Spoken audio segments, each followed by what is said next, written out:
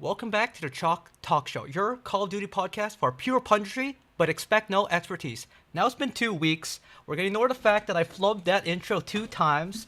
So, guys, Only two? Only two? it was 2 times. It was 2 times. It was 2 times. Now, like I said, it's been 2 weeks. First off, I'm joined by my co-hosts, Orion and Davey. Low-key lagged over there. Forgot the name. So, That's unlocked. how you guys been? I know you've been playing a lot of PoE, Orion, and you've been playing poker. So, how's that been for you? I've been sick, I'm a so s- I'm out of it. I'm a student of the game. What can I say?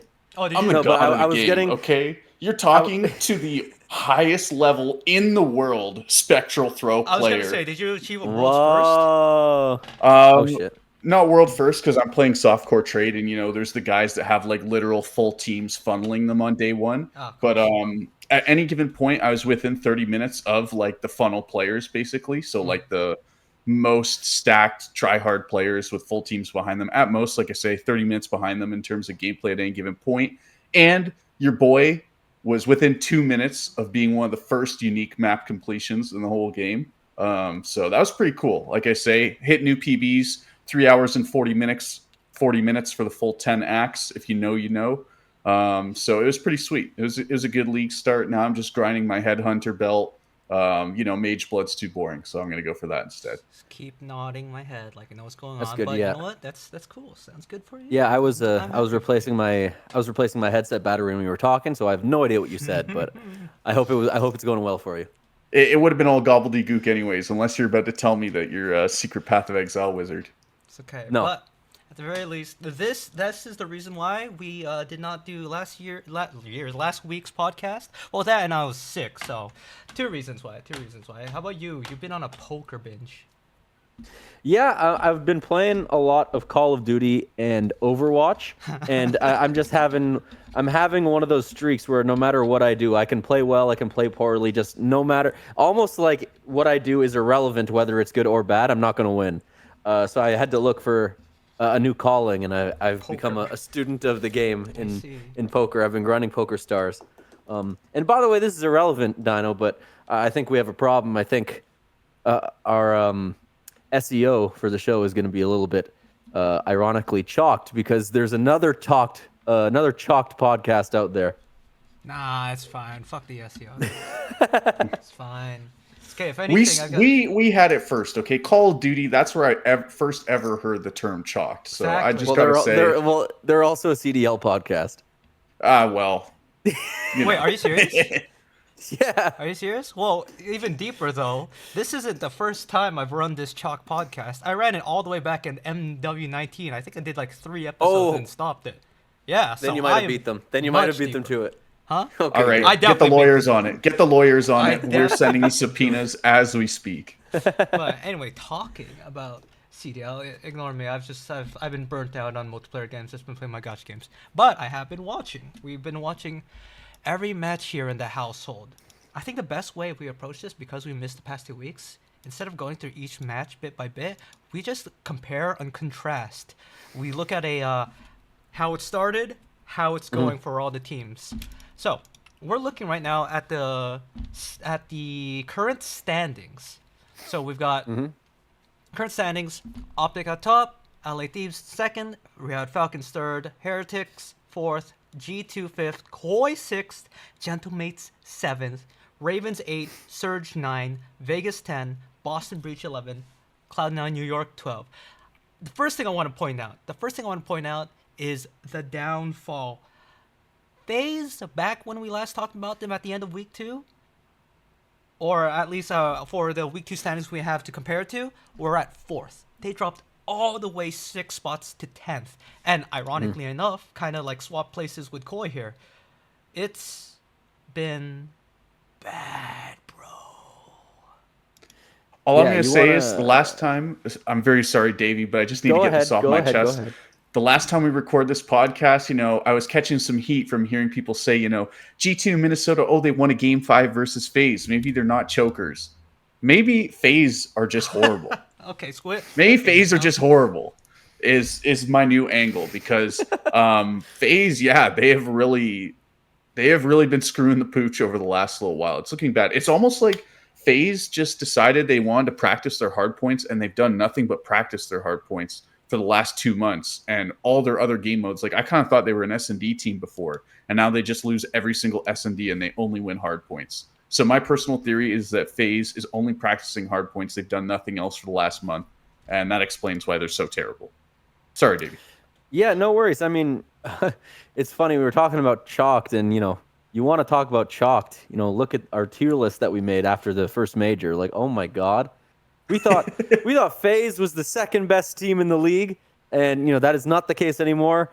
Dino, you told me at one point. You said last year 04 was consistent, and I used that to say, yeah, I think 04 is going to be consistent this year. And you know what? He has been. He's been consistently bad. Yeah. So, I mean, we're looking at a league where right now Heretics and G2 are both top 3 teams. It's crazy. I don't. Half the teams are either 4-3 or 3-4. So I mean, at the end of the major, we were looking at it like, oh, the bottom 2 teams don't go to the next major. It's going to be Cloud9 and probably Boston or Surge, and now it could be a number of 5 different teams. It could be Gentlemates that don't go if they don't turn this around, this is unfathomable. I don't know if we've ever seen a kind of complete full league-wide kind of caliber swing like this before. Not to my recollection, at least. Yeah, I think honestly the closest would be like Optic from Major 1 last year to Major 2, right? That's probably the closest comparison we have where Optic won Major 1, if I'm not mistaken. If not, they made grand finals. I'm not sure who won Are it. you talking about last year? Yeah, Black Ops 6. Oh, yeah. no. Optic did not win. That was FaZe in Madrid. Yeah. So they made the grand finals, though. They did make it to grand finals. I wasn't sure if they'd won it. And then they go on to get, I think it was top 12 in the following major, maybe top 10. Either way, it is crazy right now, right? Yeah. It was Steve's in the Madrid Major 1 finals. Really? I swear Optic, because Optic was really good in that tournament. Anyways, maybe I'm just full of garbage, but it is crazy that right now FaZe Vegas is 10th in the standings for this Major 2. And as Davey said, there's a real chance that they don't make it to the Major, which would be insane. Really insane. And also, talking about teams who we thought would be a lock-in to not make the Major is Vancouver Surge, who actually has better standings than them on the leaderboard right now, and actually who has a pretty good record right now at 3-4. What do you think is turning around this Vancouver Surge team? Is this TJ is carrying them? Is it that Gwyn has finally got together? What is happening for them to suddenly have this new burst of life? Well, let's not ignore what really happened on Surge. You two were calling for the head. They just swapped out Abe. Right? True. It could very much just be honeymoon. They are online, but the turnaround has been good to watch, but they've already shown before. I'm choosing my words carefully because it could all be bullshit. They have shown before that they have the means to turn around a series. Think about Major 1 when they beat Ravens, and you guys still owe me my cookies for that call because that was a genius call on my part. They have good pieces, I believe. They're just not playing as a good team a lot of the times. Mm-hmm. Bringing Capsito in, this is the late stage. This is the end of their qualifier stage where they had 2 really good series where they're honeymooning. Sure, they're playing well for these matches, but they could very much end up like Ravens did in Major 1, where they show up to LAN, and they're not the online Surge that there are right now. It's just generally how I feel about it. It could be a flash in the pan. Think about these players right now, right? We love TJ on this show, but I don't expect them to turn up and be a G2 in Major 1 and hit top 4, make it into Sunday. That's fair. That's fair. I think I actually don't know, other than I have a lot of faith in Optic right now, and I have a lot of faith in Heretics right now.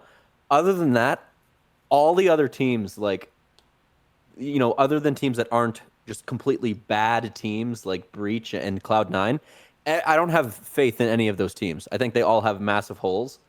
So I think unless you're Optic, where you're kind of undeniable and you're winning everything, I don't really. I think your record can kind of. It doesn't really tell us a whole lot about you. Mm. I mean, they beat two of their wins this stage have come from Yeah, Boston and that's what I Cloud9, see. Okay, and there then we go. they also beat Paris, who are like on a crazy downward spiral. So like, other than that Paris win, which can kind of be a little bit funky, it's like Boston and Cloud9. I don't put a huge amount of merit in those wins. And then they also lost to like FaZe and Thieves, who like although they don't look great, they could still theoretically be good because they just have more talented players. Um, yeah, I don't know. I'm not reading a whole lot into this 3-4 record for Surge. I think adding Capsule, like same thing as adding Neum for Kenny that Thieves did. It just kind of puts a band-aid on one of your players is just throwing up a stinker every single time, and because of that, they'll be a little bit better. But I have not seen anything this stage yet to make me, want to put a whole lot of faith in them. Their upcoming match against Koi will probably be the indicator whether it's actually a team that's improving or not, or just a team that's just stabilizing. Like you said, like the matches that we saw, asterisks on the Genomates thing. Mm-hmm. So it's I the thing I want to point out is like, okay, they've won these two matches. It looks like upwards trend. Their position on the standings, whatever, is still like 8-9. And it's funny because there's been so many jumps in the standings.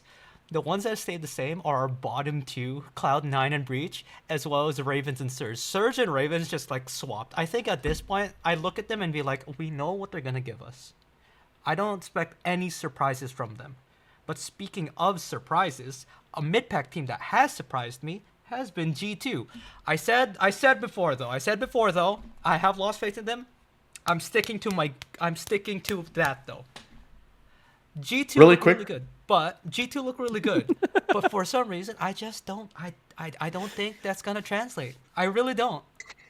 Davey's just ready for me to get loose, I bro. know it's coming. I know it's He's coming. like holding the chain right now, and I'm ready to But snap. it's great though. I don't believe in them, but I will say, like someone who's been playing really good on G2, other than Skies. Skies has been playing super good, and I hate the Is idea that like, Orion's favorite player. I forgot who was saying it. I think it was like Sib saying it or something. No, I think it was Zero saying it. That the reason why Skies is playing better is because he switched his class to a faster AR class. I'm like, that might not be the only thing, but it might be Sure. because we've seen some massive improvement on their SMG front. Especially in Orion's favorite player. Yeah.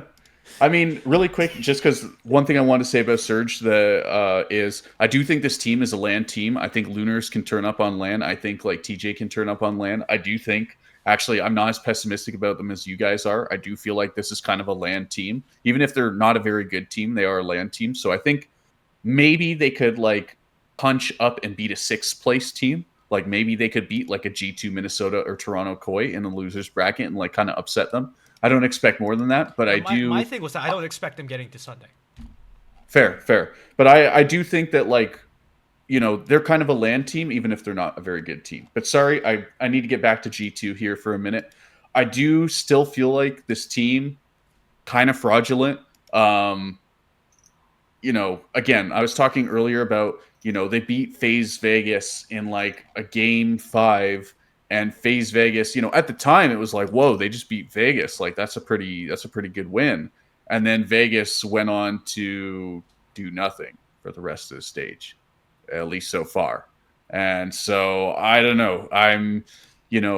Their online matches, they don't really matter that much. Like, yes, they matter because the bottom two teams don't make it to a major, but I think like, if you're a mid-pack team, like it doesn't matter that much. And if you're a good team, it really doesn't matter that much. So we'll just see on LAN in the same way I was just talking about how Vancouver Surge is a not very good team, but they're kind of a LAN team. This is a better team, like the top of the mid-pack or maybe the bottom of the top of the pack. Like maybe they're like a 4th to 6th place team, but they're not a LAN team. So again, like I just expect nothing from them. See, okay. So you're saying that which team? I was looking up some Major 2 and formatting stuff. Which team is a LAN team? I think Surge. Vancouver Surge is a Okay, yeah, LAN okay. team, even if they're not a good team. And Right, I right. think G2. The thing is, it's not even G2 isn't a LAN team because a lot of these players are LAN players. I think Mamba has proven himself as a LAN player. I think Skies is a LAN player. The black hole that is Estriel is just taking away every possible option of them performing on LAN, in my opinion. I think. Look, I talking about how you're talking about how Surge could like make a fire beat out like a 6 or something. I think the thing that's gonna benefit them so much right now, and this is the reason why I was looking this up right now, is the change in formatting that's gonna come into the bracket play. Like one of the reasons why some of these teams that we call LAN teams or whatever, um, one of the biggest disadvantages they face a lot of times is starting off in losers bracket.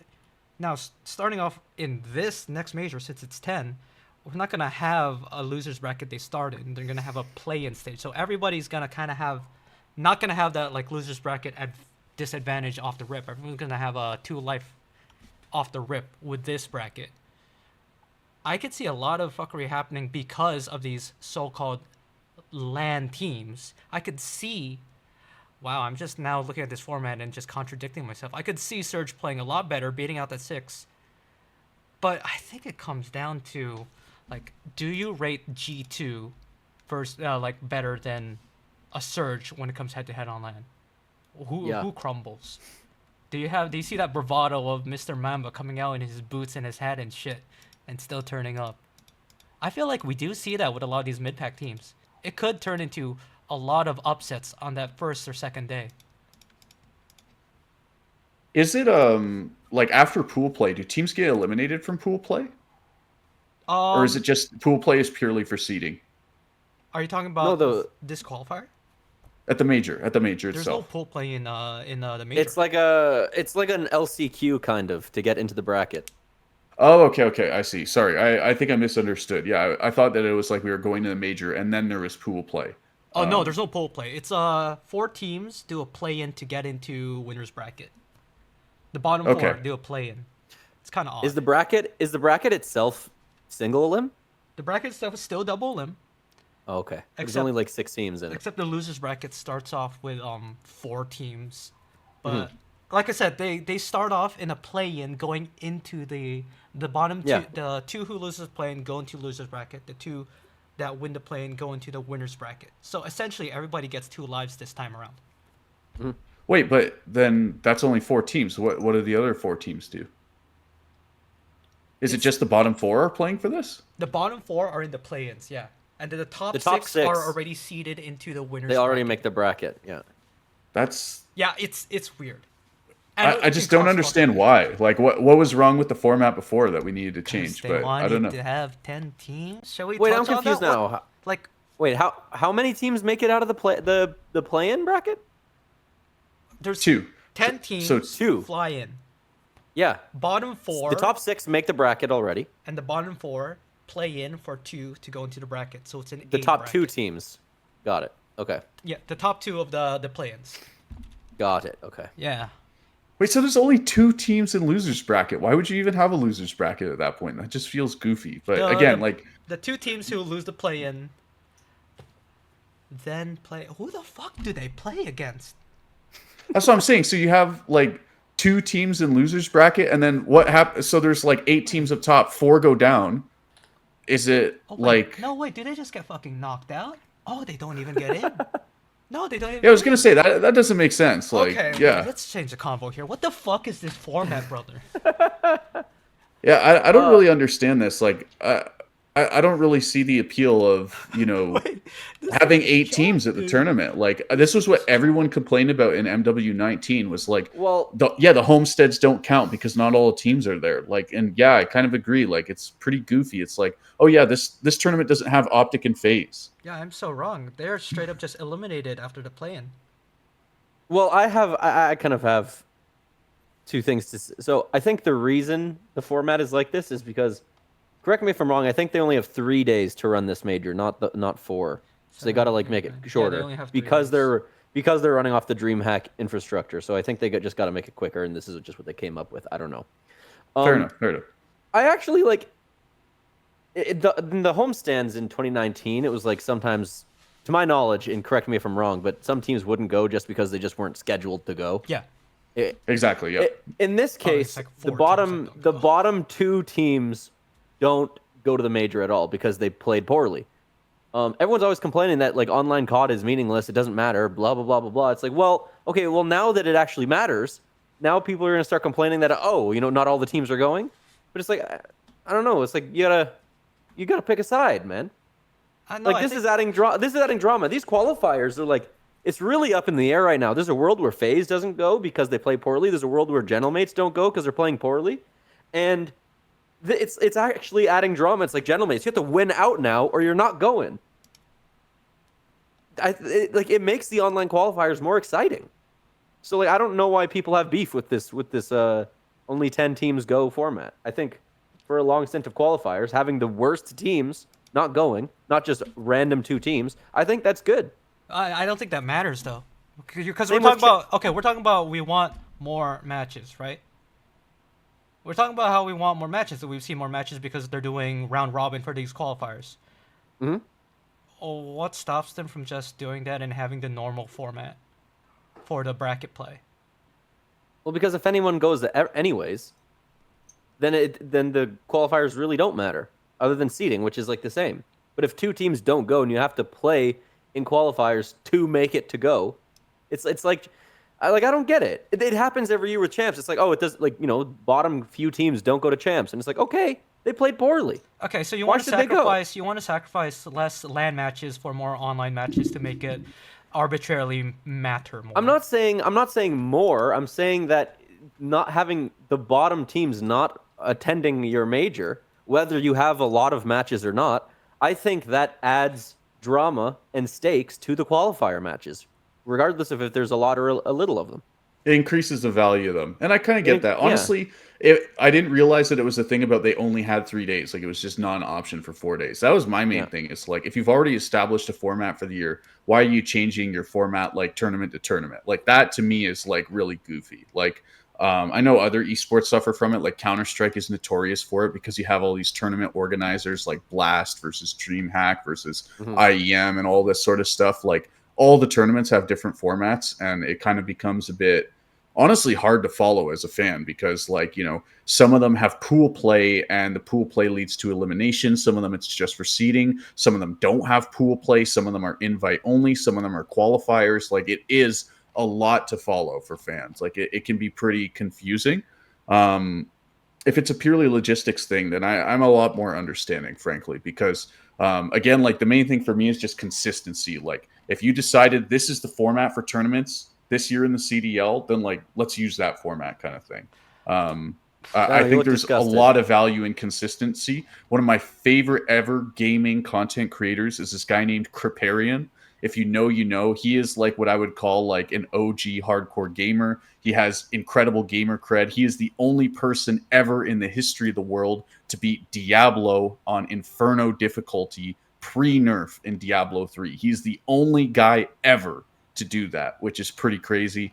And his thing, then he actually revolutionized Path of Exile with this. He basically designed the modern live service model that they use now. Is he basically said to Chris Wilson at the time, the founder of Grinding Gear Games, look, Chris, like, I love your game Path of Exile. I think it's fantastic, but you need to give people a reason to come back. And what he told them is that you need to follow a strict schedule. Because me, as a gaming content creator, Kriparian, if people want to watch Kriparian, well, they know I go live at 5 p.m. every single day, and then I'm going to upload a YouTube video at 9 p.m. every single day. So if you're a Kriparian fan, you know exactly when and where you can find my content. And that is an important thing because the second that he is not there and he's not available for that content, they're going to look for someone else, and maybe he loses that viewer. And as a result, Path of Exile, instead of just live updating the game just with no significant cadence, they started doing a format where they did a huge patch every 3 months and then didn't do any updates for 3 months. It's called a league format. And now pretty much every single live service game in the world uses that format. Think of Seasons in Call of Duty or Battlefield or any of your AAA titles. all of them use that format because there is value in a standardized schedule. Like, people want to engage with and consume your product. They need to be capable of doing that. How do you make it easy for them to engage and consume your product? You have a consistent schedule. So again, I think there's a lot of value in consistency. If there is just, legitimate problems with availability, fair enough. I actually have a lot of I'd give a lot of slack or like wiggle room to the CDL for that. Okay. Let me just counter both of you by going a lot of arguments here. You're saying your main point, Davey, is that gives value to qualifying other than seeding, and you're saying, Orion, about what consistency in the formatting. There's value in consistency in formats. Yeah. Yeah, right. In making the product more sort of legible for your average base viewer, right? Like even us, we're confused about the Yeah, we're format of fucking the Major confused. Two, yeah. Let me hit you with this more. Okay. The reason why I'm really against this is just purely on my purist look of all the teams should be there. Like, all the teams should be there. I want to see just the best the best gameplay. I want to see Surge upset Ravens, and that wouldn't happen if we didn't have all the teams. Same reason I'm still against champs not having every. But you're saying, okay, these qualifiers now mean more. Would you say the same thing for Major 3, though? Because now they completely changed the format again, and now it's 16 teams with challengers teams in it. Now whole teams are back in it. I mean, honestly, it's the same thing for me. I think there should be consistency at the schedule, like, bottom line. But I will say, like, I want more challengers CDL crossover. I think it's a damn shame that, to be honest, I think there are challengers teams better than the CDL. Full stop. I think I'm saying it actually they're like way better than the bottom half of the CDL. And I agree with that, but my point is saying that I don't agree with the excuse also that it's 3 days, that's why they couldn't do it. Like, you could always just have B stream, and you can say, but people actually don't want to follow B stream. There's not a lot of people doing that. They're gonna do it for Major 3. They're gonna change the format again. They did this B stream stuff all the way back in MW2 when they did this format. They changed it again. I think I think the argument of the qualifiers having more value to them is just cap, because we're literally going to try or do again the format in Major 3, which people are asking for. Did you watch the first Major MW2, Davey? Is that the one where Scrap was going "Tu papa, tu papa"? Was it? I don't remember. That's when he was yelling Spanish at the other team when he was on Ultra Academy. No. This was MW2. No, because that was in Vanguard. Yeah, that was MW2. That's maybe I watched it. I can't remember. Probably Scump's last major where they. I probably watched Placed it. top 12. Yeah, they were knocked out. Oh yeah, New York won it. New York won. Yeah. They were knocked out during pool play, so we see pool play back again. Yeah, I think I watched it. So what?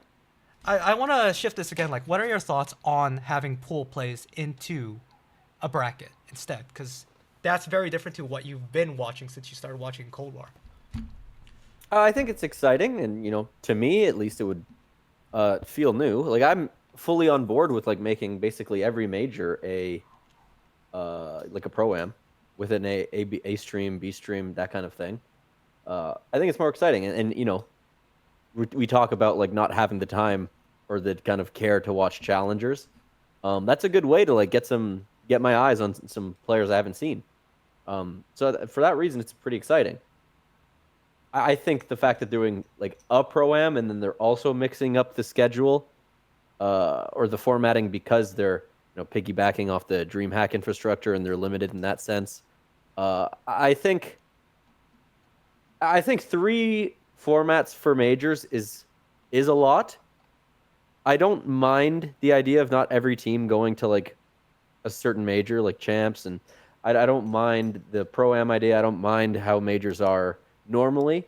I think they need a little bit more consistency. I think like having pretty much the same format other than one event is good, but right now it's a different format every single event, and that's a little bit much. But I mean, regardless of how they want to do it, I don't really care. I think it's just my only problem with this whole situation is how the format is changing event to event to event. Can I be honest with you guys? I don't fucking care Yeah, what the I knew you were bracket gonna say format that. I knew you is. were gonna say I don't I'm gonna fucking be care. honest. I think this is the most over discussed thing in all of esports. Every single game I follow, there's some fucking neckbeard talking about, oh well, this tournament does pool play and it doesn't have double elimination. Like, bro, who cares? You have to win. That's the bottom You have to line. You beat have to everyone. win games. Like, I think format is just the most overrated thing. The only genuine problem you can have with format, in my opinion, is you make it too complicated. And I don't think the CDL has ever encroached in that. But to give the League of Legends example, the LCS format right now is way too complicated. There's all sorts of rules about there's like cross divisional play within the Oh no, yeah, LCS, fuck that. and then you Fuck that. pick your seed and what team you face. And then because of that, it has this like cascading effect on the standings. Like, you cannot follow that. Even if you are an entrenched fan in League of Legends, North American League of Legends, the format is too confusing to follow. The coaches have even gone on record saying, like, we don't even understand the format as coaches. We just do what we're told by the league officials when they say pick a team you want to play against. Like, nobody understands the format over there. And I think that's the only actual problem a format can have is it's incomprehensible. It's too complicated and you can't follow it. Otherwise, who cares, man? The biggest sporting event in the whole world, the Super Bowl, is single elimination cross conference. And then you go to the NHL where it's 7 games per series. And then you go to fucking Call of Duty where it's pool play into whatever. Like, who cares, bro? At the end of the day, you just have to win games. Okay, to cap this off, I'm gonna throw away the purist side of me that's been trying to convince Davey that 16 teams, all teams, is the best format. I think the main point is Orion's right.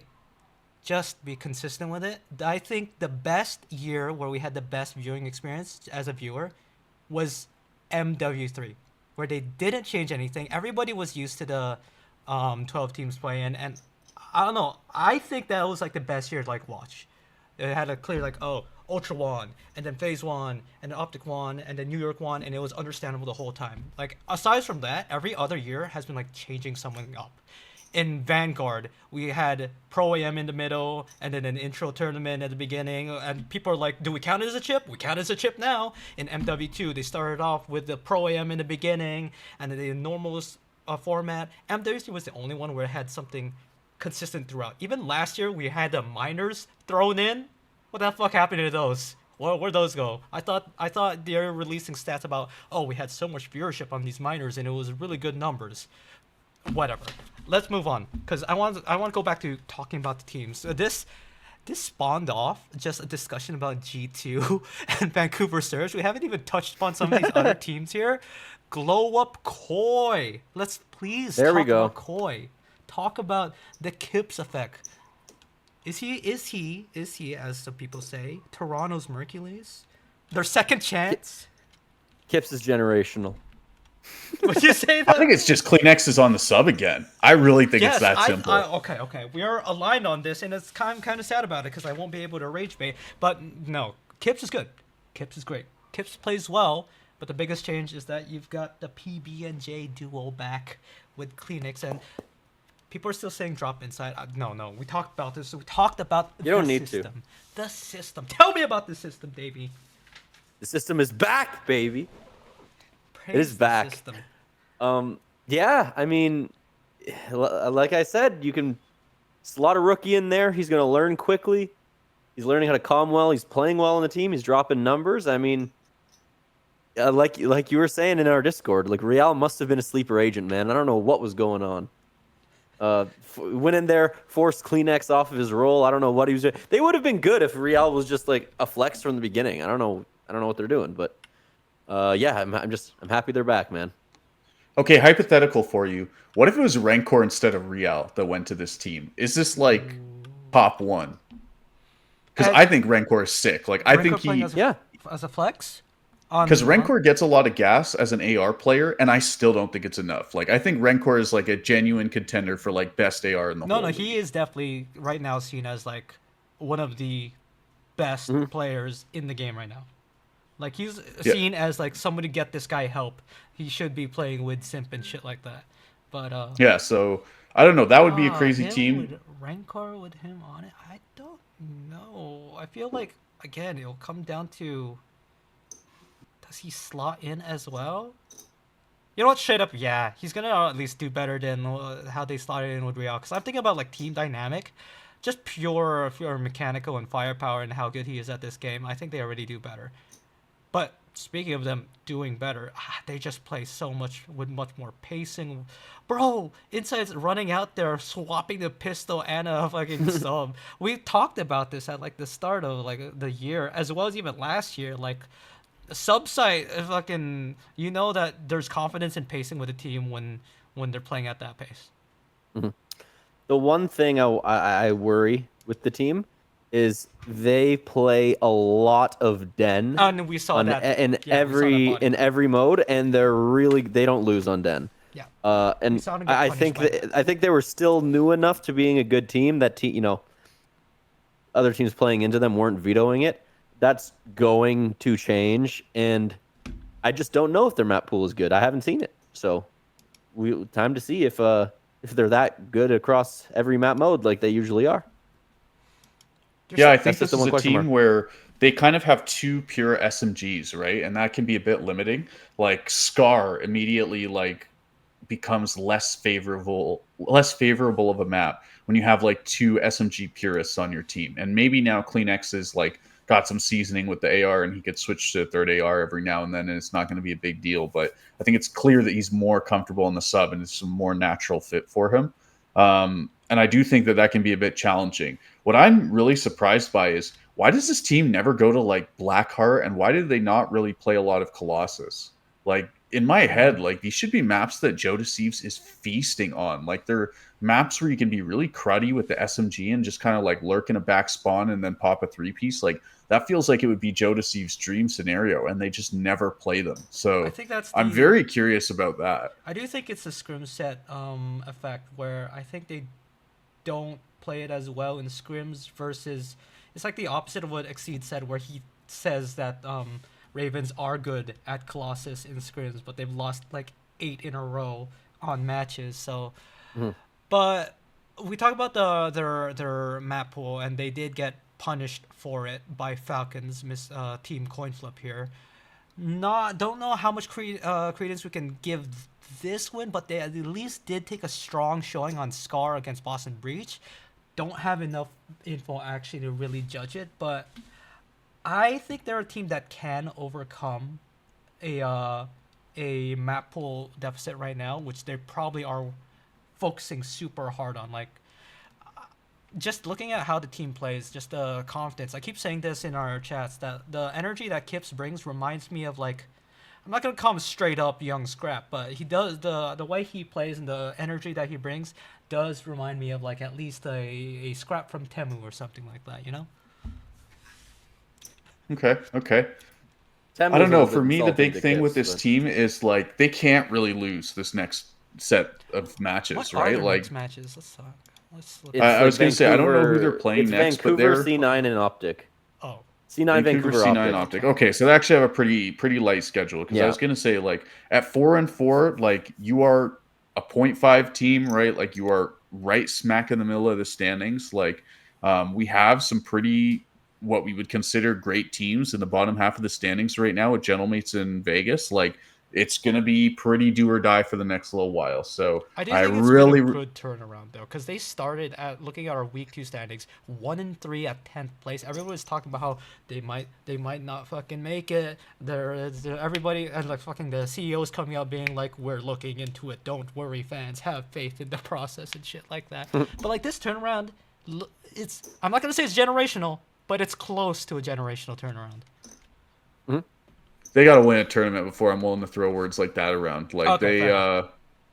it's still online matches at the end of the day. They are still losing some. But like You know, compared to like the drop off of like FaZe and Gentlemates, I rate Koi higher. I mean, I did Mhm. start rating Koi higher, but that was pure copium. None of you followed me on that bandwagon. But look, I'm riding the stocks up, dude. I'm riding them up. And we've got what would you say, C9 coming up, Vancouver coming Mhm. up? Like I said, that's Vancouver's test.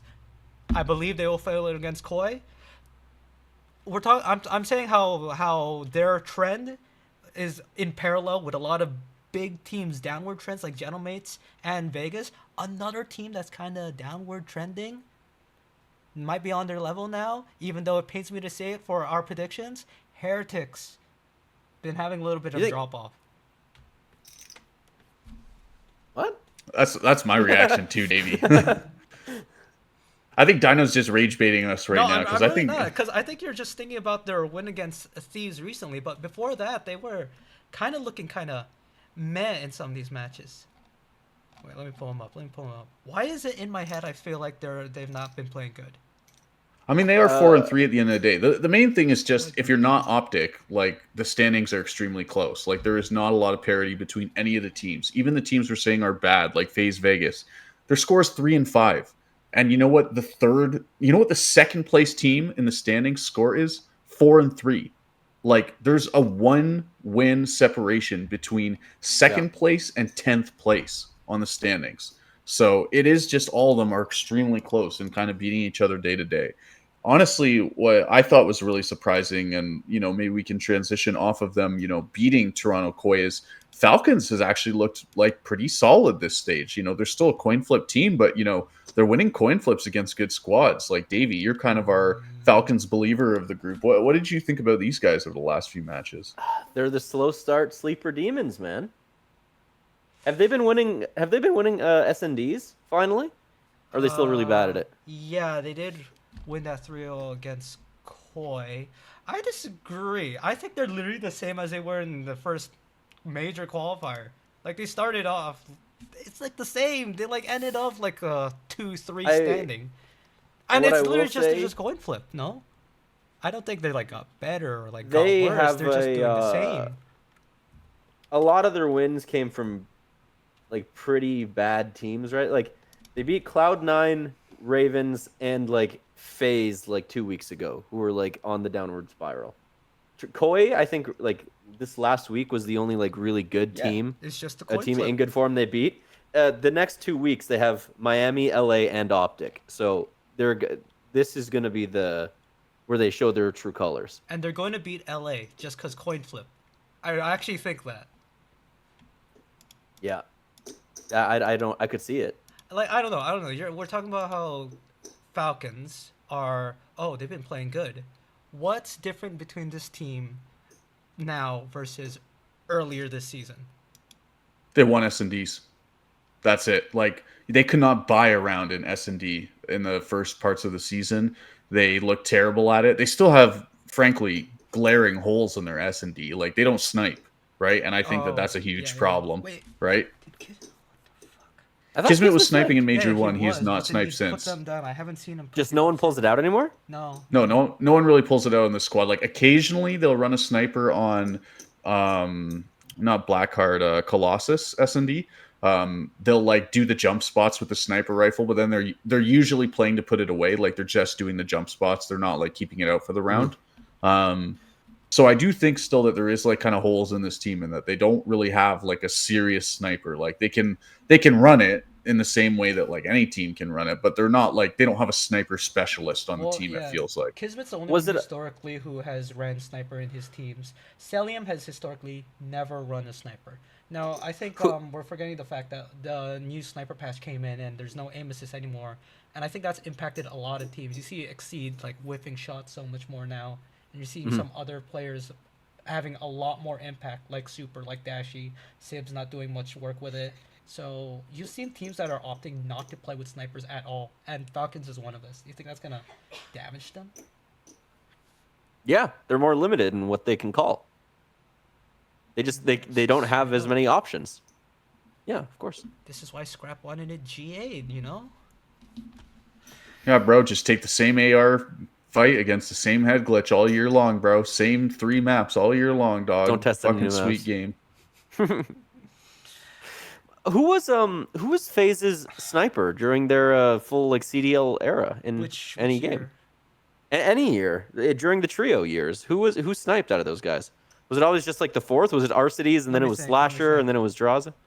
They didn't. It was banned most years that they played. Snipers were banned in Cold Vanguard, War. our cities. Vanguard isn't. Vanguard, we had the car. MW2. Yeah, but no one sniped in Vanguard. Let's just be Slasher was clear. Like, MW2. the sniper was allowed in Vanguard. It was used on one map exactly, and it was used in one spot exactly, which was the jump spot on what was that map called? The one that the Volk was really famous for. And where Tuscan? Yeah, Tuscan. There was one spot on Tuscan people would snipe. Almost nobody sniped in Vanguard. Like, People were let's just be sniping on clear. Desert Siege. Yeah, people snipe on Desert Siege. Desert Siege was banned for half the year. Really? No, it wasn't. It was not. It was. Is It was. fucking banned, bro. No shot. No shot. It came in midway through the year, and then it left again Really? before the year finished. Are you sure? I'm calling it. I'm calling it. What year was Vanguard? Major 1, Major 2, Major 3. Let's see this map set, alright, boys? Desert Siege, Major 1. Desert Siege, Major 2. Desert Siege, Major 3. I think What about teams are Champs? just. I think teams are just banning it, my guy. Champs. Desert No, the map Siege, wasn't very good. Champs. I mean, I see why people were. I mean, the map was. Remember, there's the famous wallbang spot from like outside into the inner bomb site, which fucking New York did against Thieves. Yeah, it was Anyway, a terrible anyway, map. anyway. Like, let's not get it twisted. Well, Yeah. I'll- Although point is, in my ranked point is, play, my I point got a is. 1v4 diffuse clutch with all quick scopes, and that that was the highlight of my career. So I mean, I love how it was special. Just that game in general, man. I miss that game. It was so good. I know And you're a FaZe Vanguard didn't- Glazer. And FaZe didn't win any events in that game. It was awesome. And Thieves won champs. What a great year, dude. What a great year. Okay, let's move on talking about Falcons because honestly, I feel like we're aligned a lot in a lot of these things. Can we talk about Thieves a bit? Can we talk Yeah. about Thieves? They're number 2, but are they like a fake number 2? I was talking about this before. We're not really gonna see a true test of them because they're gonna keep getting these fake wins. Is that still the case? Do you think?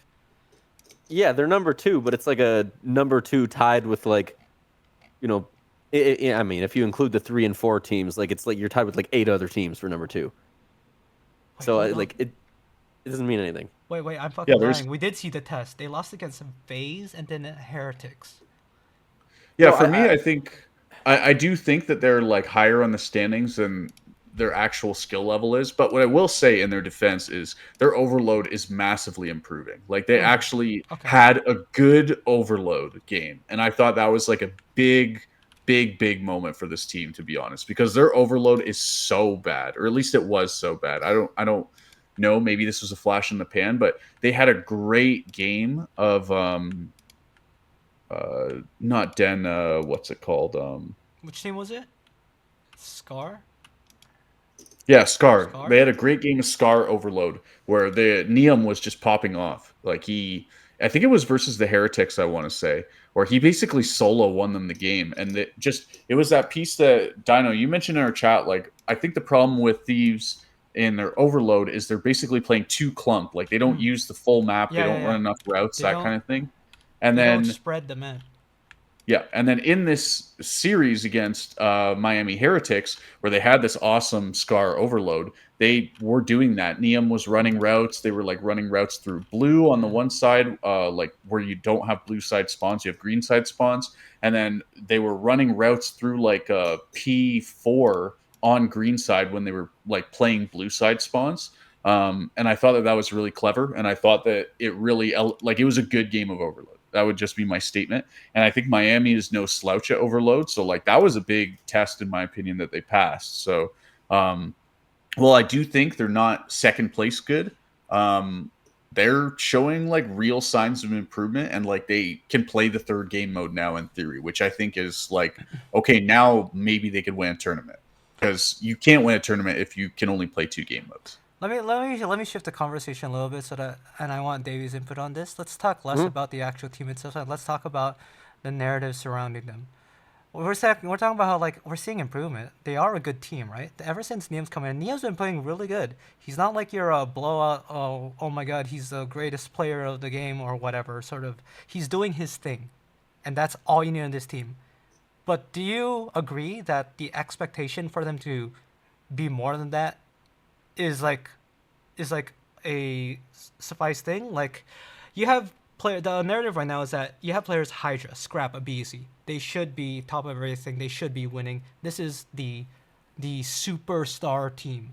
Do you agree with this narrative around them that's been built around these players that they're expected to be like on toe to like head to head with Optic? I mean, you like you said, a BZ Scrap Hydra. Like you have three of like arguably like top five, top six most mechanically gifted players in the game. Um, so I mean, just off of that alone, of course, you need to be competing for the for the number one spot for the major win every single time. But the more and more I watch them play, the more and more my hypothesis like is reassured to me that it's true that these guys can bully teams that aren't very good just because of how talented they are. But when it gets close against other teams that know what they're doing, they're gonna get exposed. And let me tell you guys this: I'm looking at their full season match history here. They have not won a game five. They beat, well, they have. So they beat the Bush in game five in the launch invitational, and then they Wow. they beat The Bush. Boston in game five in the major one qualifiers. Other than that, they have not won a game five. What do you think? I think they need to face G2 in the lower bracket at the major. It'll be fucking cinema, bro. Like, imagine the chokes that we'll get in that scenario. The game 5 chokes. Estrel is going to shoot a full circle around Scrap. He's going to turn and try and quick scope him and miss. He's going to try and no scope someone from behind and miss. Like, it'll be crazy, bro. But who am I kidding? Scrap's not going to snipe, man. That guy. I mean, he actually did have a pretty nice sniper clip on Den Search, I think it was the one game. But Mhm. honestly, he's not a very good sniper. Davey, do you? And you could, No, you yeah. finish. You finish. You finish. No, you go, you go. No, I was gonna hit you with rage bait. But go ahead. Okay, I was gonna say like you watch their S&D and like you watch their S&D on Colossus against Miami, and look once they start getting like beat by Super, they run out of ideas. They have no idea what to do. Yeah. They don't think, okay, let's find where the sniper is, maybe smoke them off. Let's find where the sniper is, go the other way. They're getting exposed by a team that's just playing well on a search and destroy. And Super, I mean, he was going crazy, but like, I mean, if they have a sniper, just like go the other way. Yeah, I'm not gonna Don't lie. try to I chow can't him every take that time. away from Thieves. I thought Super was just playing crazy, bro. I think that's why this Miami team has leveled up in general. Is I think Yeah. Super was a huge liability in Major One. He could not play. Like he was genuinely lost in respawns. Like Mhm. he was legend tiers of lost on the map in respawns in Major One. Like he was so lost, bro. And now he is frying in the respawns. I think it was the one Den hard point where he like went on the 7 spree around P2 and he's just gunning everyone's socks off, man. Like he's playing so good in the respawns now. And I truly believe that was the missing piece to get Miami from like, 6th, 7th to where they are now, which is like 3-4 kind of thing. Right. I wanna move on a yeah. little bit to Miami actually now that you mention it, but I wanna cap off this LA Thieves talk with the idea that like okay, the reason why I'm so like torn about them right now is that Orion, you mentioned before that they are easily become the easiest team to hate, and like I've laid out the narrative of it's LA Thieves, they demand championships, they demand prestige, and I'm here thinking like, do they actually though? Like, if you think about it in the long term of things, like Thieves aren't a org that's been around so long that has deep prestige. Quite honestly, like look at all their other teams. They're fucking picking up a Rainbow Six team out of necessity at this point, bro. Like, this is not like a team which you really hold as like a legendary status in the Hall of Fame of esports orgs or whatever. So You that's don't why, think so? and You don't? I don't think so. No, I don't think so. And I think and honestly, Dino, I think you're faded for that. They've won I in pretty agree. much every game I've ever watched. They've won lots of big tournaments in Counter Strike. They've won LCS League of Legends. What did they win in Counter Strike? What did Thieves win in Counter Strike? What are you talking about? They won multiple tournaments. Look them up. I think when they had like Breeze and Breeze. those guys. Breeze. Yeah. The Thieves in Counter Strike was the Australian team. Yeah, and they were good, man. They Like were good, they're but they like the never team that won. ran Australia all of Counter Strike the entire time I watched. No, they did not run Australia, dude.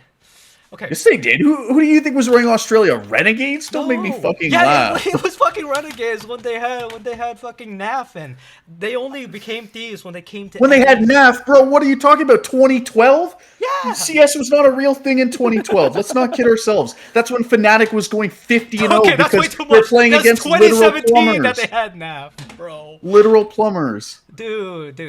Thieves did not. They didn't blow the world in. They were a good team. I agree with that. I followed Thieves during their Counter Strike portion. LCS, they're only good in LCS. They never do well on the international stage. Valorant. That's just NA, bro. There's literally never been a I North know. American team that made it.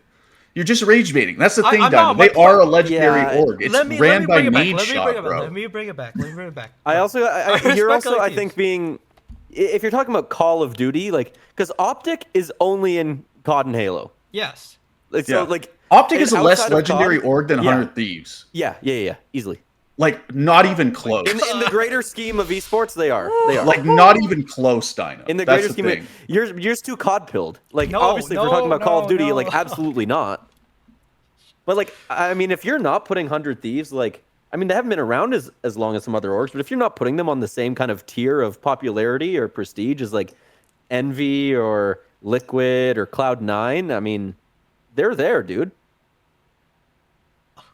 I can't believe the guy who fucking talks about the Ryan issues and 100 Thieves is fucking defending them now. I'm saying right now, I am saying that 100 Thieves, yes, they are an org to be respected, but I do not put them and their what do you call it? I don't put their.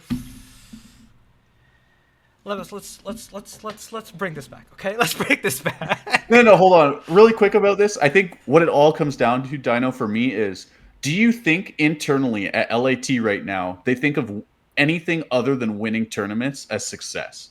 Like Boston Breach, if they made a Sunday, they'd be like, hell yeah, boys, we made a Sunday, great job. Like that would be a moment that they would be proud about. Do you think LA Thieves is proud about making Sundays? The only thing that LA Thieves cares about is winning tournaments. Like that is the bottom line. You don't build this team and expect the bottom line to be different than winning every event in the year. No, Because rage ultimately, bait. Literally because no of rage Nade bait. Shot, it is a COD pilled org too. They really No. love COD over there. Like no rage bait. I don't think that is LA Thieves. I think there are a lot of substance over a lot of style over substance. Genuinely. I think you're cooked. Like you're so cooked with that take. Like, are you drunk? Like, No, like literally, like okay, you see it in the like this is their investment year. This is the same way that like when teams go above the salary cap in traditional sports, right? They're paying the luxury tax. It costs them so much money, and it's going to be a loss year. But it's because the value in the brand recognition that comes with that down the line is worth it. And this is what LA Thieves is trying to do. You think this is going to be LA Thieves every year? Remember what kind of rosters they were fielding before this. This is their big push to become like an Optic tier org in COD. And Davey, I see you getting the lights ready. You ready? This is what he just made me do. all right. And if you were super, you would do it like. Let's move on then. There's no way I'm gonna ever articulate my thoughts about LA Thieves. I'm just so stun locked by the fact that I have you guys defending them after all these fucking chats we have about how the LA Thieves team environment is so cooked and how you're the one saying that their fucking egos are out of these roofs. Please They do are. not tell me that. This LA Thieves roster specifically is easy to hate. And that's But what LA I'm Thieves in saying. general, 100 Thieves in general, I'm a fan. I like them. I can't believe you say that with such a straight face after we've been cooking LA Thieves and talking about how we hate them so much. He's been wearing the merch on the show, bro. He hasn't been secretive about I've it. been fucking top 10 anime betrayals right now, dude. Listen, Like, you relax. criticize them, you criticize it because you love it, okay? You want it to be better. I do want to do better, but they're just It throwing makes money me at the sad problem. that this team isn't better. Bro, they're just throwing superstars at the problem is what I'm But saying. if they threw superstars like, I don't know, Super at the problem, it would be fine. If they threw superstar or money at superstars like Jamie Insight at the problem, it would be good. They just need to that- throw money that was my at rage bait bit, non-ego pieces. They need Yeah, to they throw need the money at Toronto players that don't have an GM. That's what they ego. need. They have the budget. They just need the Toronto GM. That's what I'm But saying. I was- the decisions let's they're talk about making that. Let's is talk just about it's that. just like, oh, sign the biggest players. I was saying you can sign the biggest players as long as it's a player that helps them get out of their own heads and get their heads out of their own butts. And is it? Do you think It so? is- Like, actually, it- okay, genuinely, like, If do it you was think, honestly, I was telling you guys about this in the Discord. If Toronto like didn't complete the turnaround and they dropped Insight, I was fully pushing you guys saying that like yeah, Thieves need to go get Insight. That would fix them. yeah, but they don't have insight. So right now, No, but they don't. Right now, So I'm saying, are they you making need the to right go choice? doing what? Keeping this team together, is it good for the No, mentality? no. That's what I'm saying. They're not Yeah, I serious I in don't that think you sense. blow it up before the major. No way, man. Like they've Oh, shown enough that it's long fine. term, you keep it for the major, but long term, like These after the fake major, wins if are you don't stroking win, my get rid of ego, it. Dude. No. And Yeah, I'm no, just I saying agree. That's I agree. a shame that we're losing like Prime Hydra. Well, not Prime Hydra, but Prime Hydra Scrap. at his best. Huh? Sorry? Prime Scrap, Prime Hydra. Giraffes? What? Okay. Scrap. let's move on. Prime- Hydra hasn't Scrap. hit his prime yet. That's You think so? actually that's Wait, do you my actually hot think so? take. Yeah, like not even close. Hydra? Yeah, he hasn't hit his prime. Not in He's my been around a opinion. while, dude. He's getting old. I think he has Old more. old is such a meme, bro. Like I think old it's- is such a meme in esports. I think that's like honestly one of my most hated things. Like age. What is this? Hydra's sixth year? Cold War, Cold War first year? Vanguard, MW2, MW3, BO6, BO7. This is his sixth year, dude. He's been around a while. Maybe, Well, but I still don't think he's hit his prime. I think his playstyle is too degenerate still. Like maybe he won't hit a higher prime than this, but I still think he has a huge amount of ceiling to achieve at the top end. Like MW3. like imagine Hydra actually being able to play in a Kenny system, right? Like that's what I think. Like when Hydra's S prime, it'll be, because I've said on this podcast, I think he's the most mechanically talented player I've ever seen play Call of Duty. Like And the mechanically, current there's team no environment's one. not gonna help him. No, it's There's not. no one I've That's seen what that's better. Saying. But- This is what I'm saying, and I've articulated so bad. Let me put in perspective for you, Davey. Let's take Scump. He came up MW2, BO1, MW3, BO2, Ghosts, AW. Took him. His prime was Jetpack. So that's already his 6th year, 7th year, Well- 8th year where he's like was what we call prime Scump. So I I can don't know believe how that old Hydra he can was. hit prime. What? I don't know how old he was at the time, but because you have to be 18 to play in the league. I feel Age like don't in Modern Warfare matter, 2, man. was he like 16? Like was he like 16, 17 by the time like Black Ops 3 rolled around? How old was he? 16 by Black Ops 3. I don't know how old he was. I have no idea. In Black Ops 2, he would be a first year college, so like 19. Damn, he's old. Yeah, Sorry, but Phil. that doesn't matter because what molds players No, is you're right. they're just experienced, right? So You're right. it doesn't matter if Hydra's offset by like 3 years from when he started. He still probably has more in the tank, honestly. Yeah, probably. And he's not going to get there on this team Yeah, that's what my point. is that. unless My point they is pick up it's Jamie all- Insight. It's oh, fuck. Okay. And it's so sad. You're saying if he played in a Kenny system, and it's sad because he was, but Kenny was terrible. Yeah, he was. The He Thieves really system was. right now is not built to develop players. I do not see ABZ having a career turnaround that Hugh had in this system. No. Anyway, let's talk Heretics. Dude, I that wanna- roster would have been perfect if Kenny was good. I'm sorry. It would have been perfect. Continue. It would I'm have, sorry. but it wasn't. Heretics.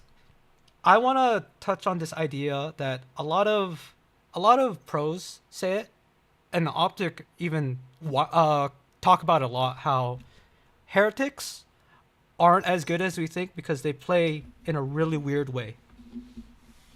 Oh my god, it's a cat. The fuck did that come from? He's gonna hate me so much. Yeah, Hi, cat. so the main antithesis is that I think there's a narrative that a lot of people don't rate Heretics as highly as like we do because their play style is brain dead and not the correct way to play. Mr. Orion, I want you to tackle this narrative. I'm not saying I agree with it. But it's something that's been clearly stated. Even Dashy's coming out in the post-match interviews talking about how they play it really weirdly, and they play it really annoyingly, I believe is the quote. Play the game. Can I be honest? It's straight up racism. Like no cap. Fucking God. What the fuck? No, like I'm not even I capping. don't disagree. Like it's just straight up racism. Like every other team is American based and English speaking players. It's just straight up racism. Like a very mild minor form of it. But this has been the narrative about Spanish COD for the longest time. Microaggressions. Like seriously, this has been the narrative about Spanish COD for the longest time. And you know what? They keep overperforming and they keep doing it. It's not a fluke when every Mhm. year there's a Spanish COD team that is like a top team. It's not a fluke at that point. And also like playing it annoying, they use actual strategies, bro. Like that's why Super is such a special player that can like 1v5, 1v7, 1v8, whatever you want to call it, 1v4, a search game on Colossus is Super is a genuine special player when it comes to search and destroy. He has like that TJ Halley effect where, he Ew. like can just Ew. take over the game mode. You And lost I me know there. that, TJ is not the TJ he used to be, but this is what TJ was like in his prime. Oh, Like really? yeah. Like TJ, Talking about TJ was bro. genuinely like He was a menace, unironically dude. like the best S&D player every year in Yeah. every game. Like Is he the best actually, S&D player of all time? like Joe, he had that pedigree, we talked about genuinely. it before, and I'm going to give you the context again. TJ, when he first came in on his World War II, was literally the best player in the game, almost purely off of his S&D play. Whoa. Yeah, And then he also was helped that like he was fucking genuinely a good. menace. Yeah. Nowadays he's just really good at S&D. He was like genuinely a menace. Like he was this caliber of player. But that's what I think this team is annoying to play against because they're not just like, playing to slide cancel into the same head glitch and take the gunfight against the guy on the other same head glitch for the 9,000th time. Like they actually have some creativity. They have a distinct style, like in the same way that Toronto Ultra has a distinct style.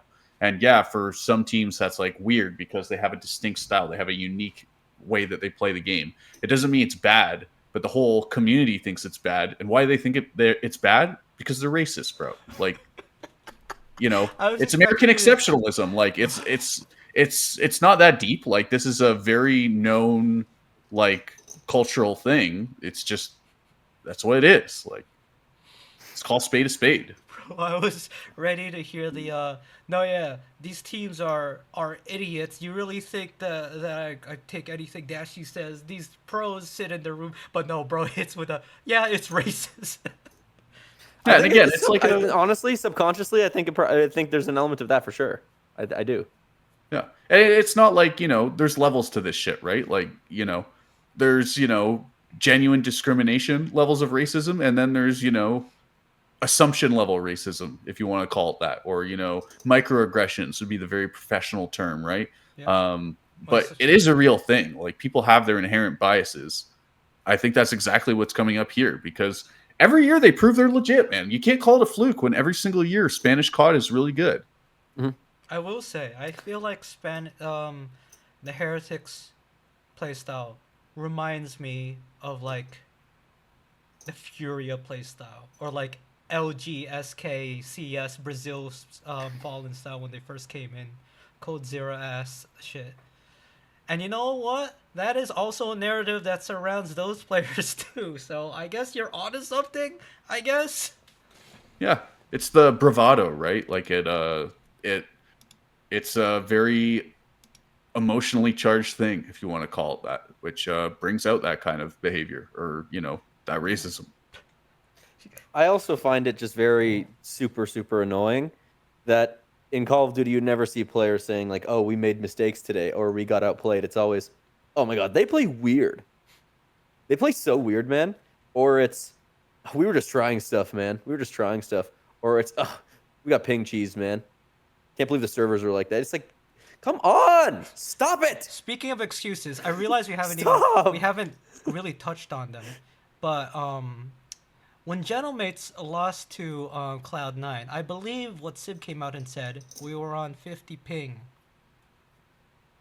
Yeah, No, that's why hold you on, lost. Davey. I want you to hit like I don't even know if you'll know what I'm referring to, but when this Cloud9 team beat the Gentlemates, you said one statement in our group chat. Do you know what I'm referring to?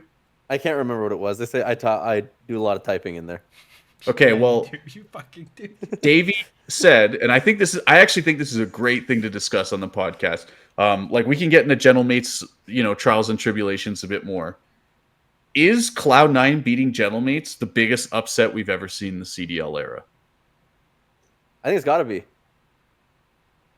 The only other one I can think of is like, I remember back in Cold War, there was like at a major, like that Surge team with Octane and Pristini beat FaZe, the FaZe like dynasty. That was, I don't know about FaZe dynasty, but they were winning every single event that year, and Surge beat them. But I mean, that roster was actually, it had talented players on it. I can't remember. It was Octane, Pristini. I can't remember the other two.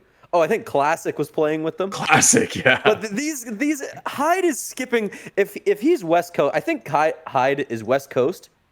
And he's 18 and he's in school. So that means he's playing matches at like noon. He's probably going to be online before that. He's skipping school to play in his league matches. There's no talent on this team, and they beat the Major 1 champions. I think this is the biggest up, at least in the CDL era that I've seen. This is the biggest upset. This is the biggest upset we've had. Hold on. Did Original Falcons ever win a match? No, Yes. they switched. They switched. They made. Oh roster yeah. I changes. see what you mean. Yeah, you're right. Original Falcons never won a match. With No, the with starting 4 players, With no. King Abadi and Dahoom. No, Dahoom didn't even start on that team. It was King Abadi and Kix and Exnid and I'm one more. I looking this can't up right remember. now. I'm looking But this they up didn't right win. now. They didn't win. I don't even know if they won a map. No, they never won a match. Yeah. This might be. Well, the I don't think biggest upset. Cloud9. Maybe I got my timeline wrong, but I don't think before the series Cloud9 had won a single map. They might have won one single map, but I think they would have won an SND, I think. I think they won one map. It was the S&D against Falcons. That's right. So Yeah. this is a team that has won one map, and they beat the Major 1 champions. Could this Wow. be the greatest upset in CDO history? You say? I vote yes. I vote Those yes. are like some big words, though. Like, I think the only angle for it couldn't be is by saying it's an online match. It needs to be like a LAN match for it to count as like a big, like LAN matches count as bigger upsets. And I do think there's an argument for that, honestly. Like, I think like knocking a team out of a tournament or winning on LAN, like I would put some more stock in that. But like purely the names on the paper and like, the stat from a stats perspective, I think it's top 3 at minimum. It's gotta be. I think Surge FaZe is the only other one that would be a contender. I'm Take trying. in when I first started. Quick on, little go. tangent. When I started watching COD and Cold War, I only ever knew Octane as being on Surge. I thought he was bad. I didn't know he was good. I didn't know. Oh god, literally like. You know what's crazy is that was year 2 of him doing that. Oh, poor guy. Bro signed a 2-year contract with the wrong org. It's not his Bad fault. RNG. It's not his Bad fault. RNG. In year 1, he had a teammate mid-scrim checking his stocks. You know what? And honestly, I'll say it wasn't even Surge's fault. Surge, I think, actually like they were throwing cash around in those early years, man. They said Karma. People forget that. And Ian and Karma Abel. played for Surge. Yeah, but like, it was you can see Connor talk about all the time. It was a broken team from the get-go. Maybe, but I feel that, Surge put a real effort into being good at the start, and I can I think respect they- that in I- the era I where we agree. have I agree. Cloud9s. They tried, but they were basing it off information that was like 2 years late. Cause they threw in it was Octane, still a good piece. Ian and Abel. Karma, which, if motivated, would be a really good piece, but that shit killed his drive. A late season apathy, Enable, and who's the last one? Slacked. Okay, maybe it was like 3 years ago. This would be a great team. The next year they have Octane, Pristini. Who was it? Did they have Gunless that year? They had Gunless that year. Yeah. And then Classic was a sub. I don't even think he was on that team the Right. whole time. Yeah. I don't even know who the 4th was. I think. But you know even what? like on paper, those teams don't sound bad. Slacked was coming No. off of a great BO4 year. Octane came off of a great BO4 year. Karma didn't have a great BO4 year, but he kind of had team problems, so you're willing to give him the benefit of the doubt. Like again, like I feel like on paper that doesn't sound like a bad team, and not even bad in the context of the year before. But it's just I truly feel they kind of got unlucky, and that sometimes happens, right? In hindsight, I have no idea how they were that bad. Yeah, I don't right? know. Like They should have been. They really should have been. But like I think it's like what I'm saying. Like they relied so much on just hoping that some of these older players would become will get out of a slump the entire season when you had other teams like New York picking up Mac, Florida picking up Awakening, i.e., every team that got good that year was any team that went through Gutty and my team, Orion and my team. Oh yeah. Listen, all I'm gonna say is that We play Draza, dude. Mac won with temp. If you ever need like a fucking clout check of how good of a player he is, he won with temp, bro. That guy carried temp to a tournament win. That's how you know he's a legit player. Anyway, sorry, let's get back on track with Paris Gentlemates I don't here. think there's any other way I can convince Yeah, otherwise. Cloud9 Gentlemates. This is Biggest the greatest. upset This is of the all biggest time. upset. Yes, yes. Or in the CDL era, at least. That cloud for Cloud9. Gentlemates in general, like I feel like we should talk about this Gentlemates team because I feel like a narrative at the very start of the year was like, okay, this team is sick, but they are an emotionally fragile team. I think that's and the part. Yes. Okay.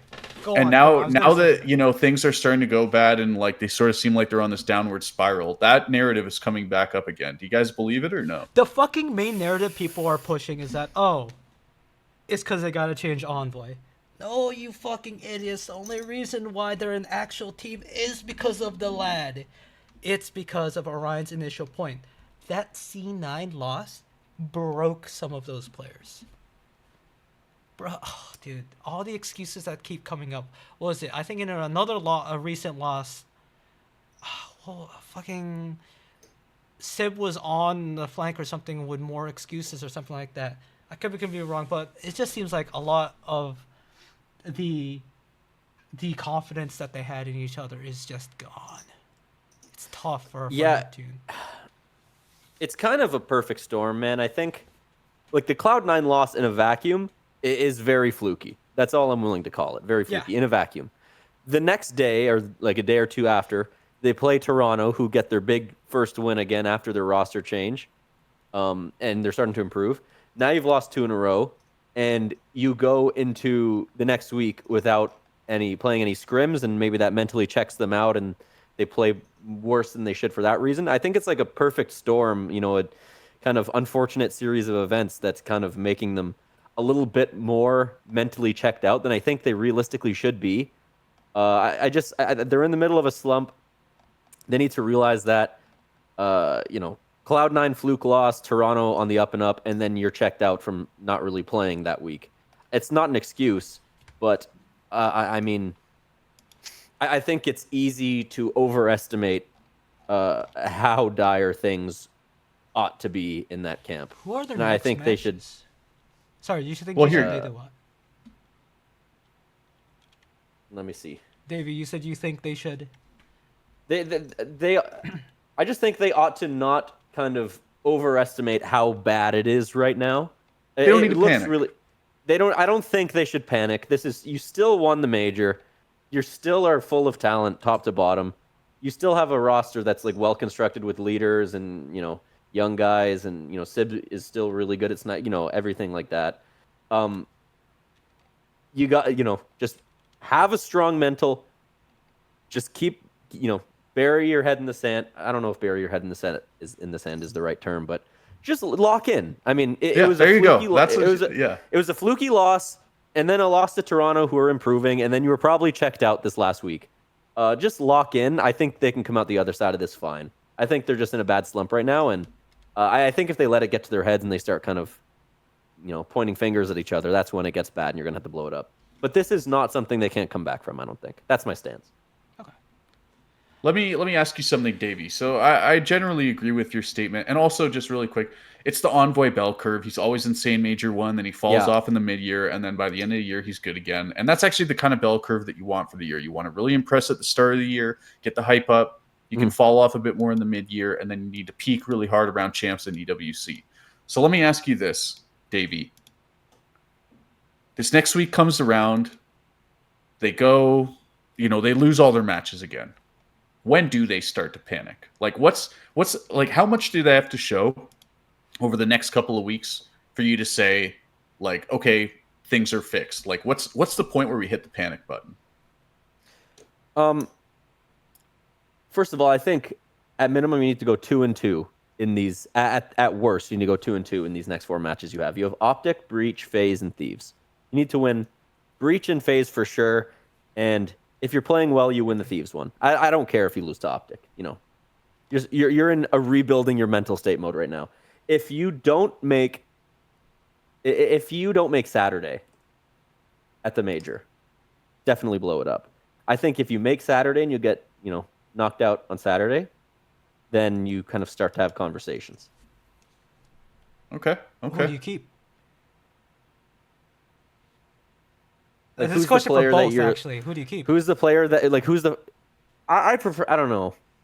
I think the most replaceable player is Ghosty by far. I don't know, dude. He's got the as the proverbial intangibles that you want on your team.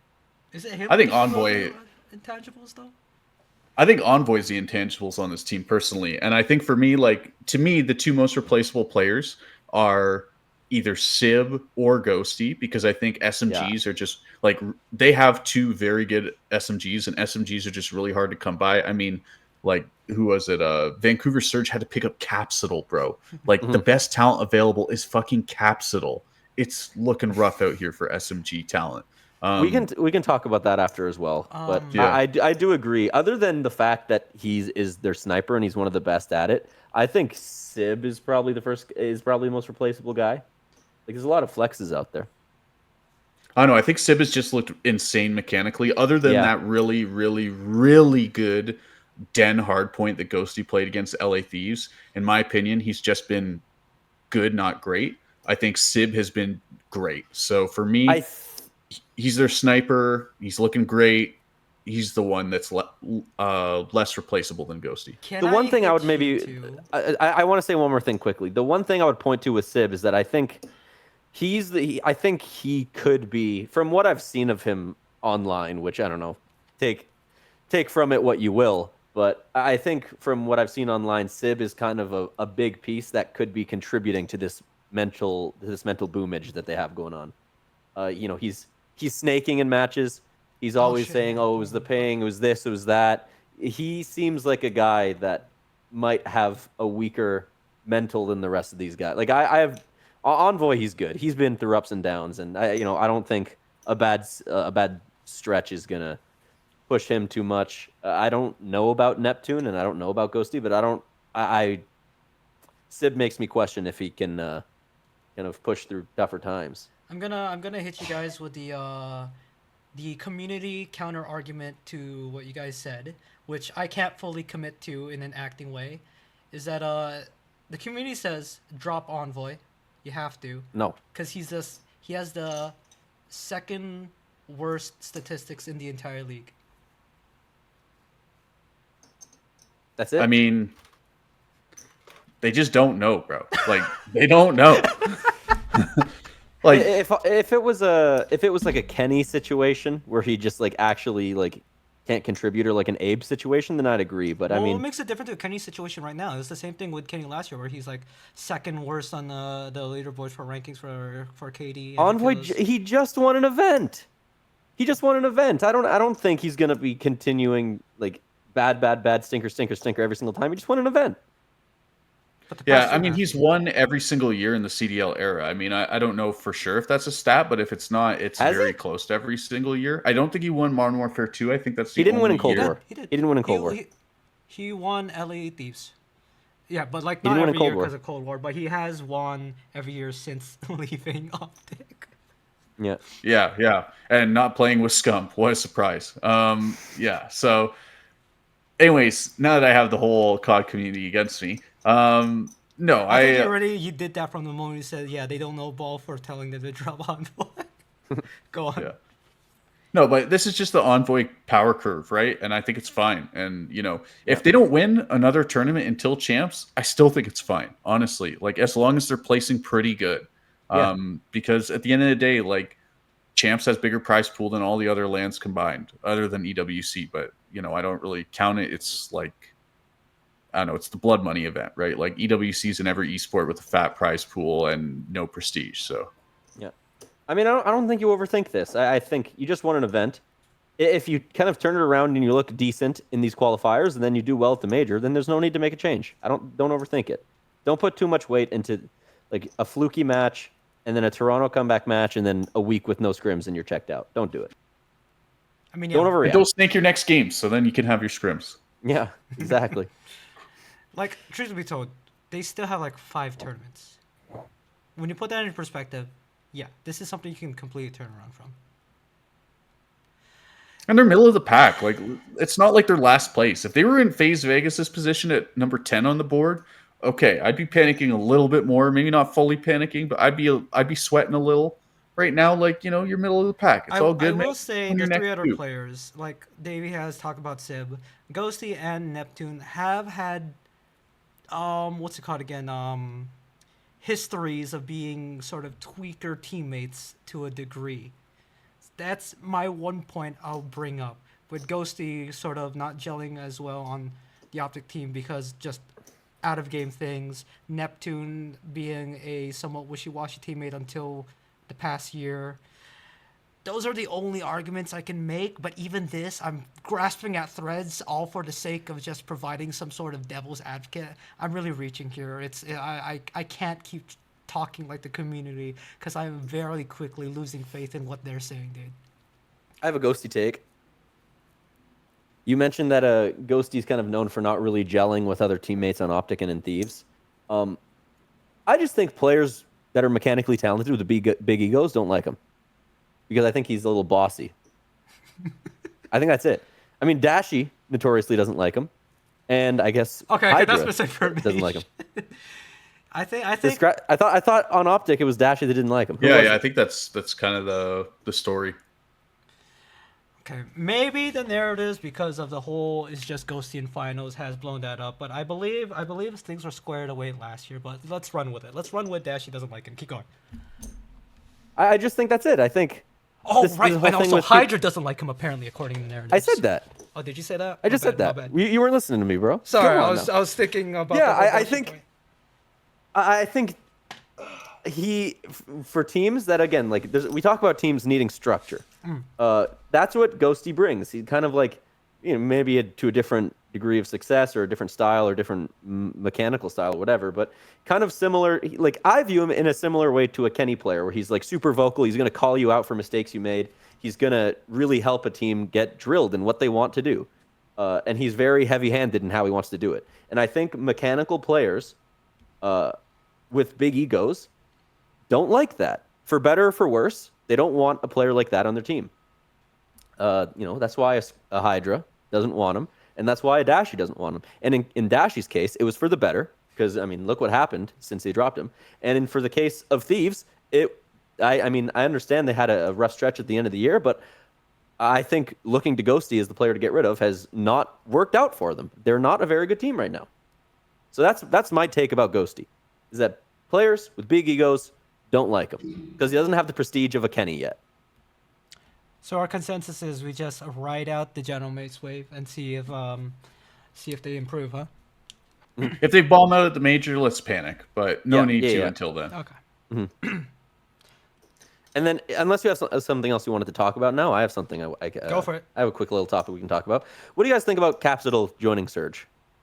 From the Surge perspective, from Capsital's perspective, what do you think? Honeymoon which period, perspective, as I said. Orion? Honeymoon period, as I said. I just think he's not very good. Like, honestly, that's what it comes down to. Like, I have nothing against the guy. I just don't think he's very good. He is just... He's a challenger player, and maybe that's going to change, now that, he's had some time to grow and develop over the last couple of years or whatever. But in my opinion, it was always the case where, like, he clearly has good mechanics. When he's, like, streaking, when he's, in form or hot, whatever you want to call it, like, he's really good.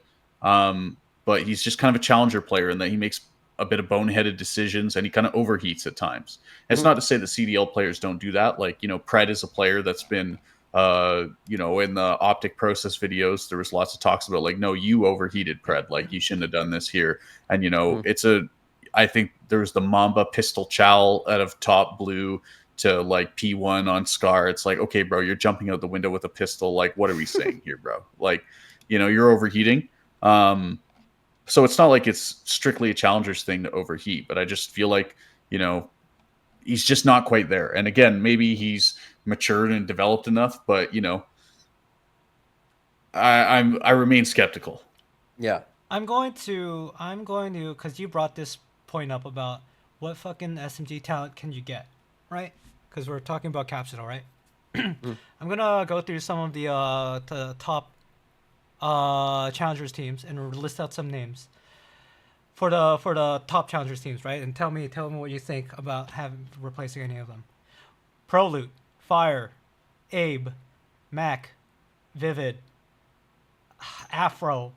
Holy shit, dude. Standy, Too Real, Paul X, Asim, your favorite, Real. These are all SMG players on the market potentially from the top Yeah. challengers teams. Who do you replace Cap with for in this case then? I mean, obviously, you look at Mac and Vivid. They're good. I mean, I don't know. Half those guys you named, I don't even think are SMG players. But At this point, I'm just um, naming the players that are available well, to flex. I mean, my whole take about this was that I think anyone could see it that like all the Bush players are getting picked up. Capsule is a good SMG on like the top challengers team. He's gonna get picked up. I just think if you're Capsule, if you wait 2 to 4 more weeks, you get a chance or an opportunity that is like way better than the Surge opportunity. Really, who do Like you you, think? Who do you think comes calling Capsule in 2 to 4 weeks? Boston, and then if you make one SMG change on Boston, now you have a Okay. team with Nasty and Spart and Capsule, which is like, yeah, they could do something better than the Surge team. I think there's a chance that if FaZe didn't want to put a Luca in on an SMG, there could be a FaZe opportunity if they don't do well at this major. Um, if LA Thieves knows what's good for them, they make a change. I don't know if it's an SMG, but you make a change. Um, Ravens potentially could be making a change. And then again, if things go horribly wrong at the major, there's a chance that Paris could be making a change. So I Sure. think there's like 3 to 4 teams that could be making changes that aren't Surge. And if you just wait up to 1 month, but maybe less, then I think you get a better opportunity than this team because this Surge team is still not very good. Yep. I think, unfortunately, it's like I was saying though. Like again, I don't really rate Capsule that highly, but like there isn't really a lot of people. Like again, Dino's naming names, and most of Mhm. those guys are not even SMGs. Or if it's Real, he's got a fat buyout for Toronto, right? Like when those Yeah. salaries got leaked, he's being paid very well. So, it's tough out here, bro. There's not a lot of good SMGs on the market. They're very hard to find, It's and good for Surge. It's especially good for Surge. yeah. And Yeah. especially, I think this is something that never gets talked about enough is how the balance of the guns year to year changed, like the balance of good players in the different roles. I called Real a jackal merchant on this show a little while ago, and it's because the jackal was just a crazy strong SMG. Like the jackal was, like the AR was a little bit weaker in Black Ops 6, and the jackal was a little bit stronger. And the overall result is that the jackal was very powerful in that game. Mhm. And so I do think that this year the SMG, in my opinion, is quite weak, where it shoots pretty long range. Like it isn't really a high recoil SMG, but it's not like SMGs in other games where like you just zap people up close. You like insta kill them. Like think Mhm. about like that clip where what's his face Simp gets like 3 shot by the Vaz in Modern Warfare 2 with like a hip fire in Search and Destroy when someone was popping the dead silence, right? Like, you don't have moments like that with the SMG in this game because it's just not that kind of a gun. Mhm. So I do feel like when SMGs are bad, it's especially hard to get good SMG players because you can't just talent difference someone when the gun is bad, right? In the same way Mhm. that even extremely talented ARs, like even if you're shooting very straight, if the gun doesn't kill as fast, the gun doesn't kill as fast. It doesn't matter if you hit all your shots. So Yeah. same sort of thing with SMGs, but we all know SMG is a much more punishing role to play if you like aren't good with your map movements and if you aren't good with your decision making around the map. Like you get Mhm. punished a lot more than AR because it's less versatile. So I Yeah. think that in years like this where the SMG is a weak gun, the pool of like actually good SMG players is crazy small. I think Mhm. genuinely Hmm. there's under 10 good SMGs in the league right now. That's my feeling. Yeah. I think. I agree that if you're Surge, this is good. He was playing well this year, and he gets to be with his Surge teammate. But again, if you're Capsidal, I think you could have waited for something better, and it would have come along. How many more weeks of qualifiers do we have left? 2. 2. Oh wow, we're that close. Yeah, teams only have 3 or 4 matches left each.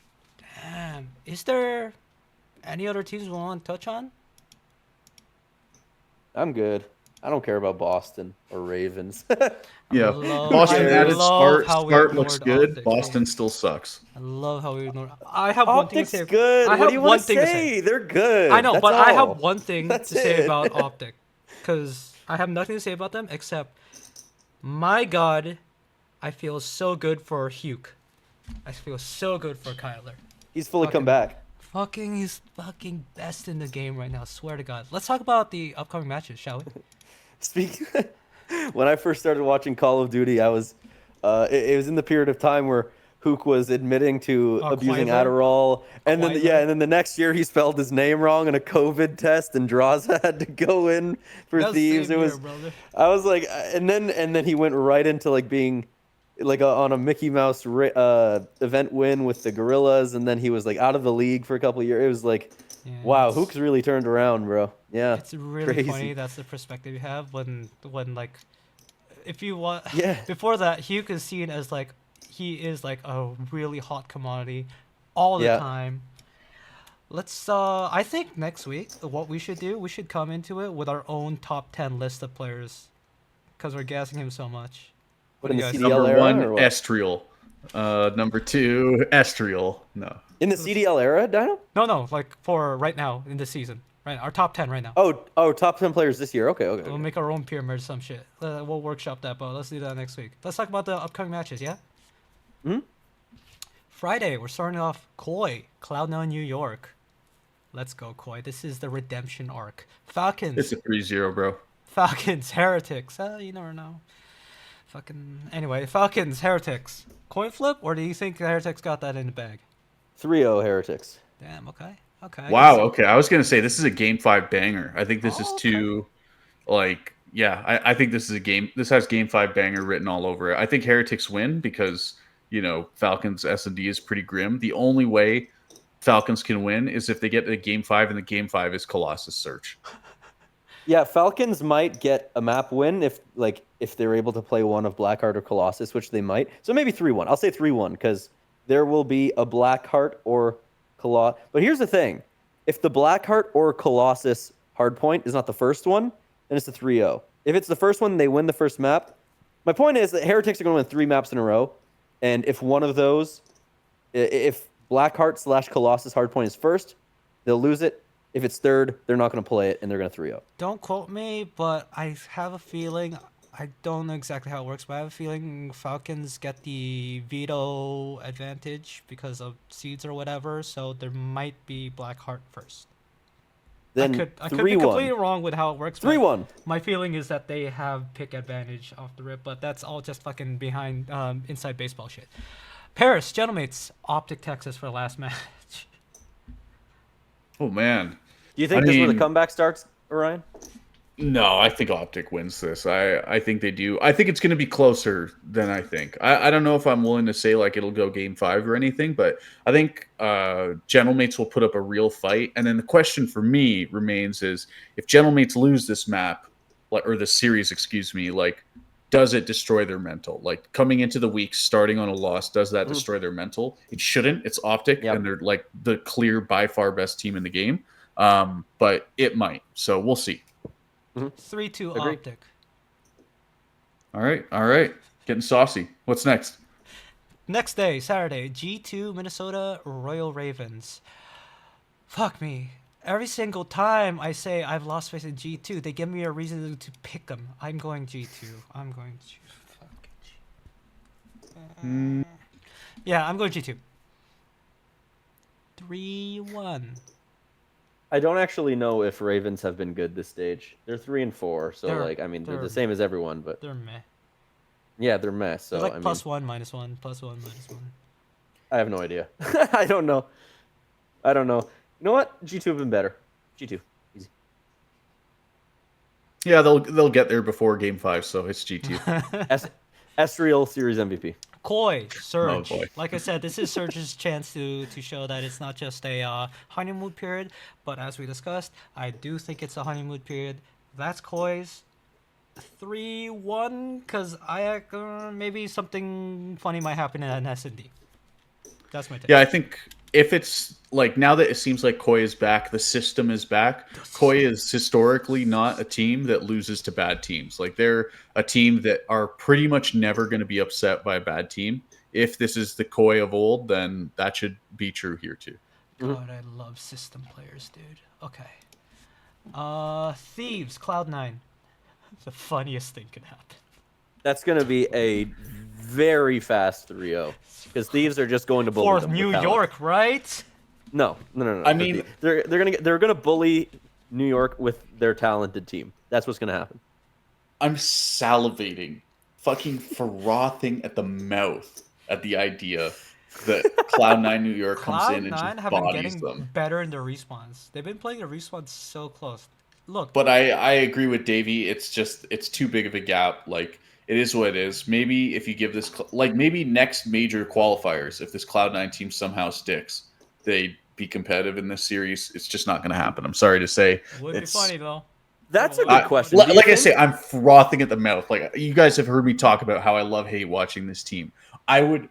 Oh my goodness, I will be insufferable on this podcast next week if they lose this match. But that's a good quick question. Do you guys think like even if they play terribly, that Cloud9 is gonna like make a switch because they don't care about winning? I think they're gonna stick this team out the whole time. You know what? No, I don't think they're gonna stick with it. They might I like think they swap. will They might too. like swap one player, but I can see But them with sticking another with player the that's core. gonna want to play for 20 grand, what's the point? You're still not gonna win. You're still gonna be the worst team. What's I the don't know. point of I making could a see a switch? one to two player switch, but honestly, I just have no idea. Like with how kind of weird the contracts have been from C9, like maybe the contracts are just set to expire after the major anyways, and they're going to field a new There's probably roster some every clause. major. There's probably some clause. A lot of these teams these days don't hold like a you are entitled to stay for the entire year. Blah blah blah. If you're benched, you get this much cooked off. There is probably some exit clauses for both teams and players. I think the only way this team makes a change is if one of the players says, you know what, I'd rather just work at McDonald's for now in high school and make a little bit more money. And then keep playing COD. I think that's the only way they make a change. One of the players just says, I'm good. Yikes! Nothing more to say than that. Moving on, Gentlemates Breach. We talked about Gentlemates Optic. Gentlemates have to win Breach. They have to. They have to. They have to. They have to. They have to. They have to. If that one you don't win, I think you maybe can make a change before the major. I do think though, Spart has a legacy series. Mhm. I don't think they win it. I don't think Boston wins it, but I think Spart's going to put up like a 1.4. I can see that. That's literally what they've been doing. So, well, right after Breach, right into Sunday, they got another game right away against G2. Huh. We always saw this as like a mid-pack matchup, but I feel like it might be a bit lopsided now. Yeah, I I can don't see know. Breach surprising with their like new roster, but I don't know, man. It's like the SMGs on Breach are just so bad right now. They're so fucking bad. I And I need feel like- Snoopy and yeah, Purge to figure it out because I love them as players, but man, they are so shit. Like they might be the worst SMG duo. Breach improves an okay part of their team with replacing Cammy. Spark clearly is like an upgrade, I think. Yeah, I'm I not saying think the that's Cammy was fair. bad, but it was an upgrade. But I feel was like an upgrade. G2's upgrade recently with Astro playing more consistently and Sky's playing so much better is much bigger than the upgrade Breach did with Spark. Is my take. Yeah, it's tricky for me because right now I am fully on the fence in between I can't be G2 picking still being- bro. what? I'm just saying I can't be picking G2 all the time now. Yeah, that's what I was saying. I'm fully on the fence in between G2 still being a team that can lose to any team and beat any team, and they just play to the level of their opponent. I'm I'm in between that and them finally just being a straight up good team. And this match isn't going to tell me anything. I know, right? We have to wait till what they place in Major 2, dude. If they actually, if they lose this match, it tells me that yeah, okay, they're still a team that plays to the level of their opponent. But if they win it, I still don't know if they're a good team. I don't know. Yeah, I think unfortunately the Breach SMGs are just too bad. I think like Yeah. they are. They're just like really, really bad. Like they're the by far worst SMG duo in the league right now. I don't even think it's particularly close. You like, think they're worse than C9's SMG duo?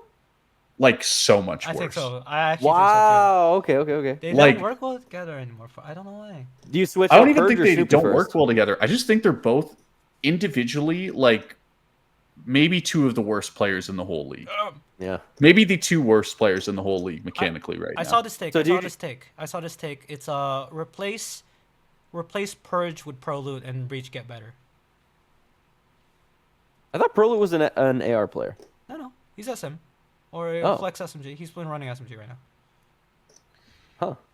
I guess it's just because I saw him Yeah. playing on in Vanguard. I know, right? It's tough. It just goes back to our take about there's not a lot of SMGs we can pick up. Honestly, I think it's a two-man change. That's why I'm saying F. You think you is just switch I- out both of them right away?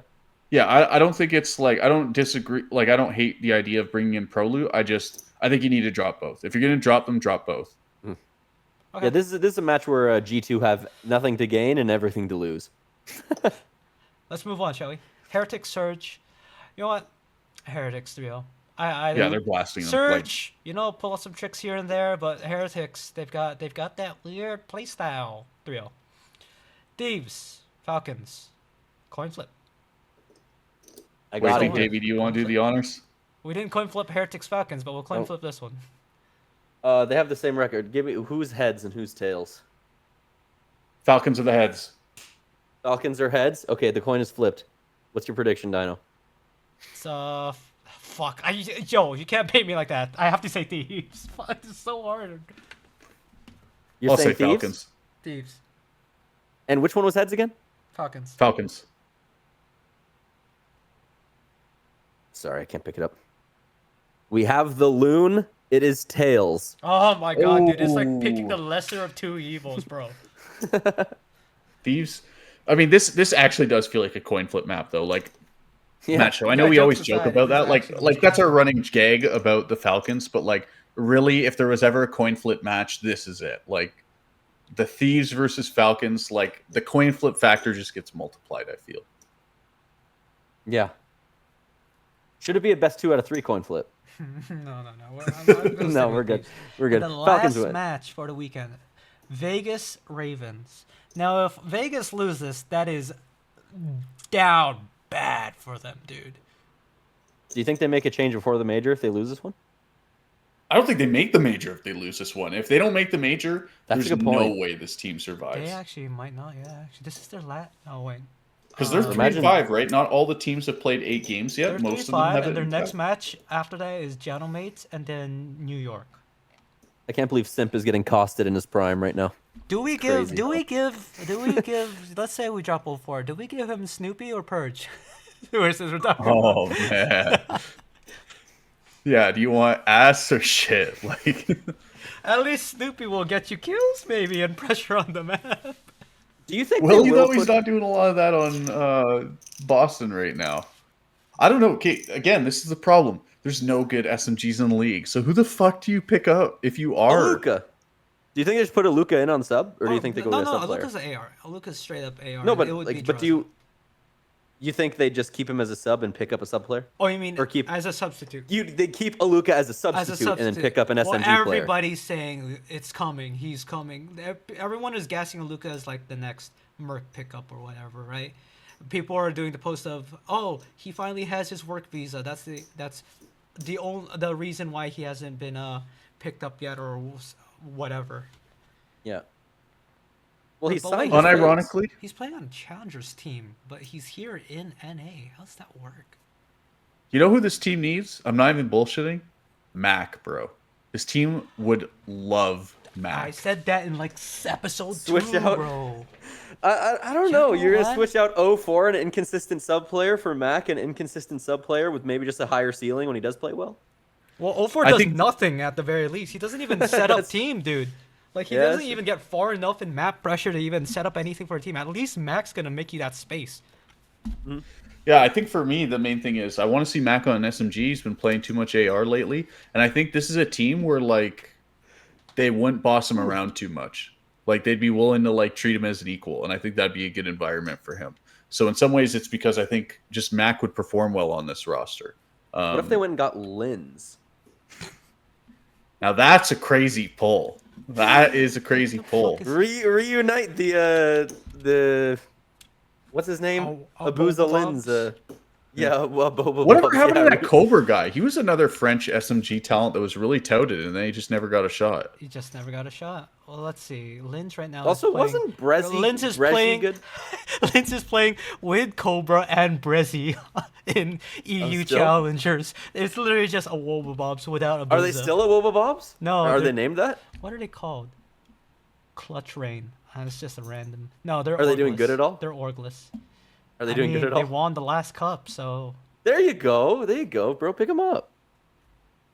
I feel like Brezzy got done a little bit dirty too. I didn't think he was bad in the CDL No, era. he was like a serviceable. He was serviceable. Player.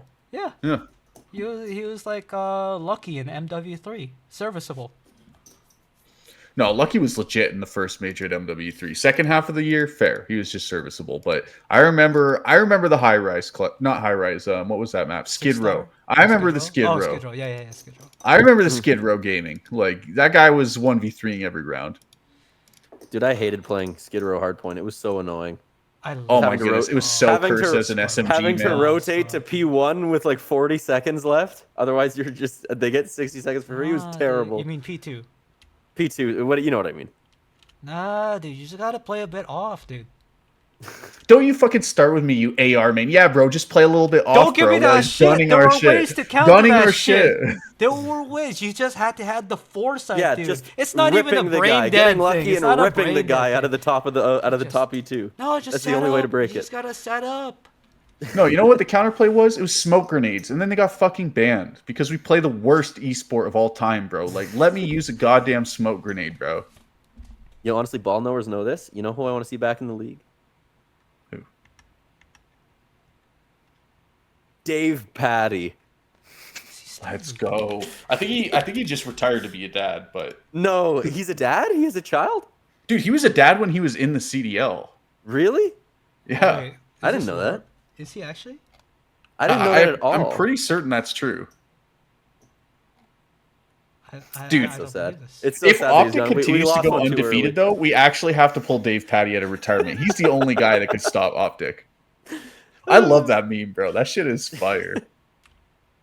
Oh my god, I remember this is so weird. I remember him he accidentally team killed with the sniper in Vanguard, and then the reason he gave was because Vanguard is the only game where the operators on both teams are the same, so he saw his teammate and thought it was an enemy. And I'm like, what are you talking about? Oh, dude, we're so cooked. We're It's so like cooked. the trigger that makes you that makes you react is the costume that the operator's wearing. That's what triggers it for you. Bro just saw red and shot.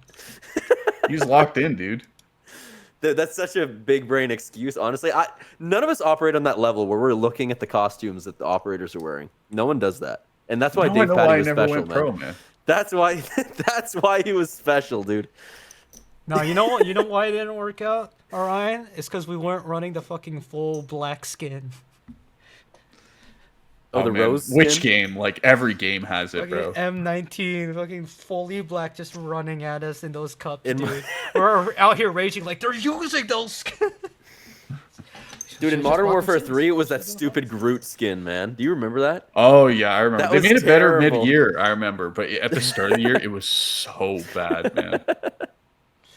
They like put the Christmas lights on it, which honestly, bring back the Black Ops 4 Christmas tree lights. Can I just say, like, if we're playing these like semi-advanced movement games where there's like not really foliage or anything, it's like more clean cut. Oh, you I mean would like love the to see the flashlight thing? Christmas lights. Yeah, the Christmas lights that everyone had, where they were just like every character would glow and had like the light up patches. Yeah, The visibility thing. yeah. I always wondered why you don't just fully put an outline. Like visibility's been like a problem in Treyarch games in the past, I remember. Literally just like do like a Borderlands outline on the guy. Who cares? I think it'd be a bit much. Like I hear you, but I think there's like less intrusive ways to I get think the same the effect. light thing from BO4 was much better, which brings me to this point that BO4 was so goated that they're even bringing back Blackout, dude. Have you Really? Yeah. guys seen that? Have you guys seen that news? They're yeah. They're chalking Warzone? I don't know exactly what they're doing, but they're bringing like no loadout and that sort of thing. What is it? Black. Yeah, I mean, my only complaint with Blackout ever was the inventory management. It was so cursed. I probably just didn't play enough. Um, but I mean, the actual gameplay of Blackout, I think, was really good. And honestly, really, I think the reason people have such rose tinted goggles for Blackout is there wasn't extreme SBMM for No, Blackout no, like there no. is I in modern remember. Yeah. Warzone. Like, I remember when in MW19, I mean, everyone was playing Warzone in MW19 when COVID first hit. Like, everyone was playing Warzone. But me and the boys were pretty serious about Warzone. You know, I was playing in Challengers at that point too. And you would genuinely play against the same maybe 300 people every single day, like in your Warzone games. Like, Wow. you know, it's pretty bad when I'm like in my shipment warm up games, I'm recognizing all the names, and in my Warzone games, I'm recognizing all the same names. That's my God, no lifers. I think we might need to try Black Ops Royale when it comes out. This is the Blackout thing I'm talking about. They're calling it Black Ops Royale. Honestly, I'm over BRs. I don't like them. I don't like I've the been over look of them. BRs for a minute, bro. I've never Yeah. been I'm with ever you, been Davey. into it, but I've been done just. I try haven't it. been in a I haven't been into a BR since like I was playing Fortnite in high school. Actually, been playing a Oh little my bit goodness, of Fortnite Apex. came out when you were in high school, Davey? Yeah, I remember they added like the ATVs near the like end of my like 12th grade, and that's about when I stopped playing. How much Oh my older god, I are feel you so than old right now. Fortnite came out when I was in 4th year of university. how? Wait a minute, are you 30 or something? I'm 28. Damn, I didn't know that. Shit. Oh, Fortnite came out my I am an unk, bro. first year. damn. I'm sorry. That was uncalled for. I'm sorry. No, it's okay. I lean into my unk status. Listen, I still got it. Yeah. I might be an unk, but your boy's #1 rated in Path of Exile, so Yeah, I'm younger than Dino too. So yeah. bunch of babies on this podcast. Well, you youngsters, back So in here, my look- day, here. esports were called digital games. See, No, you they say weren't. that, yet I'm So the here, one who I'll actually tell- acts like here. the old school purist, bro. So here's a better frame of reference for you, Orion. Black Ops 4 came out in my first year of university. Okay, true. That's the frame of reference for you. Fuck Wow. 'em.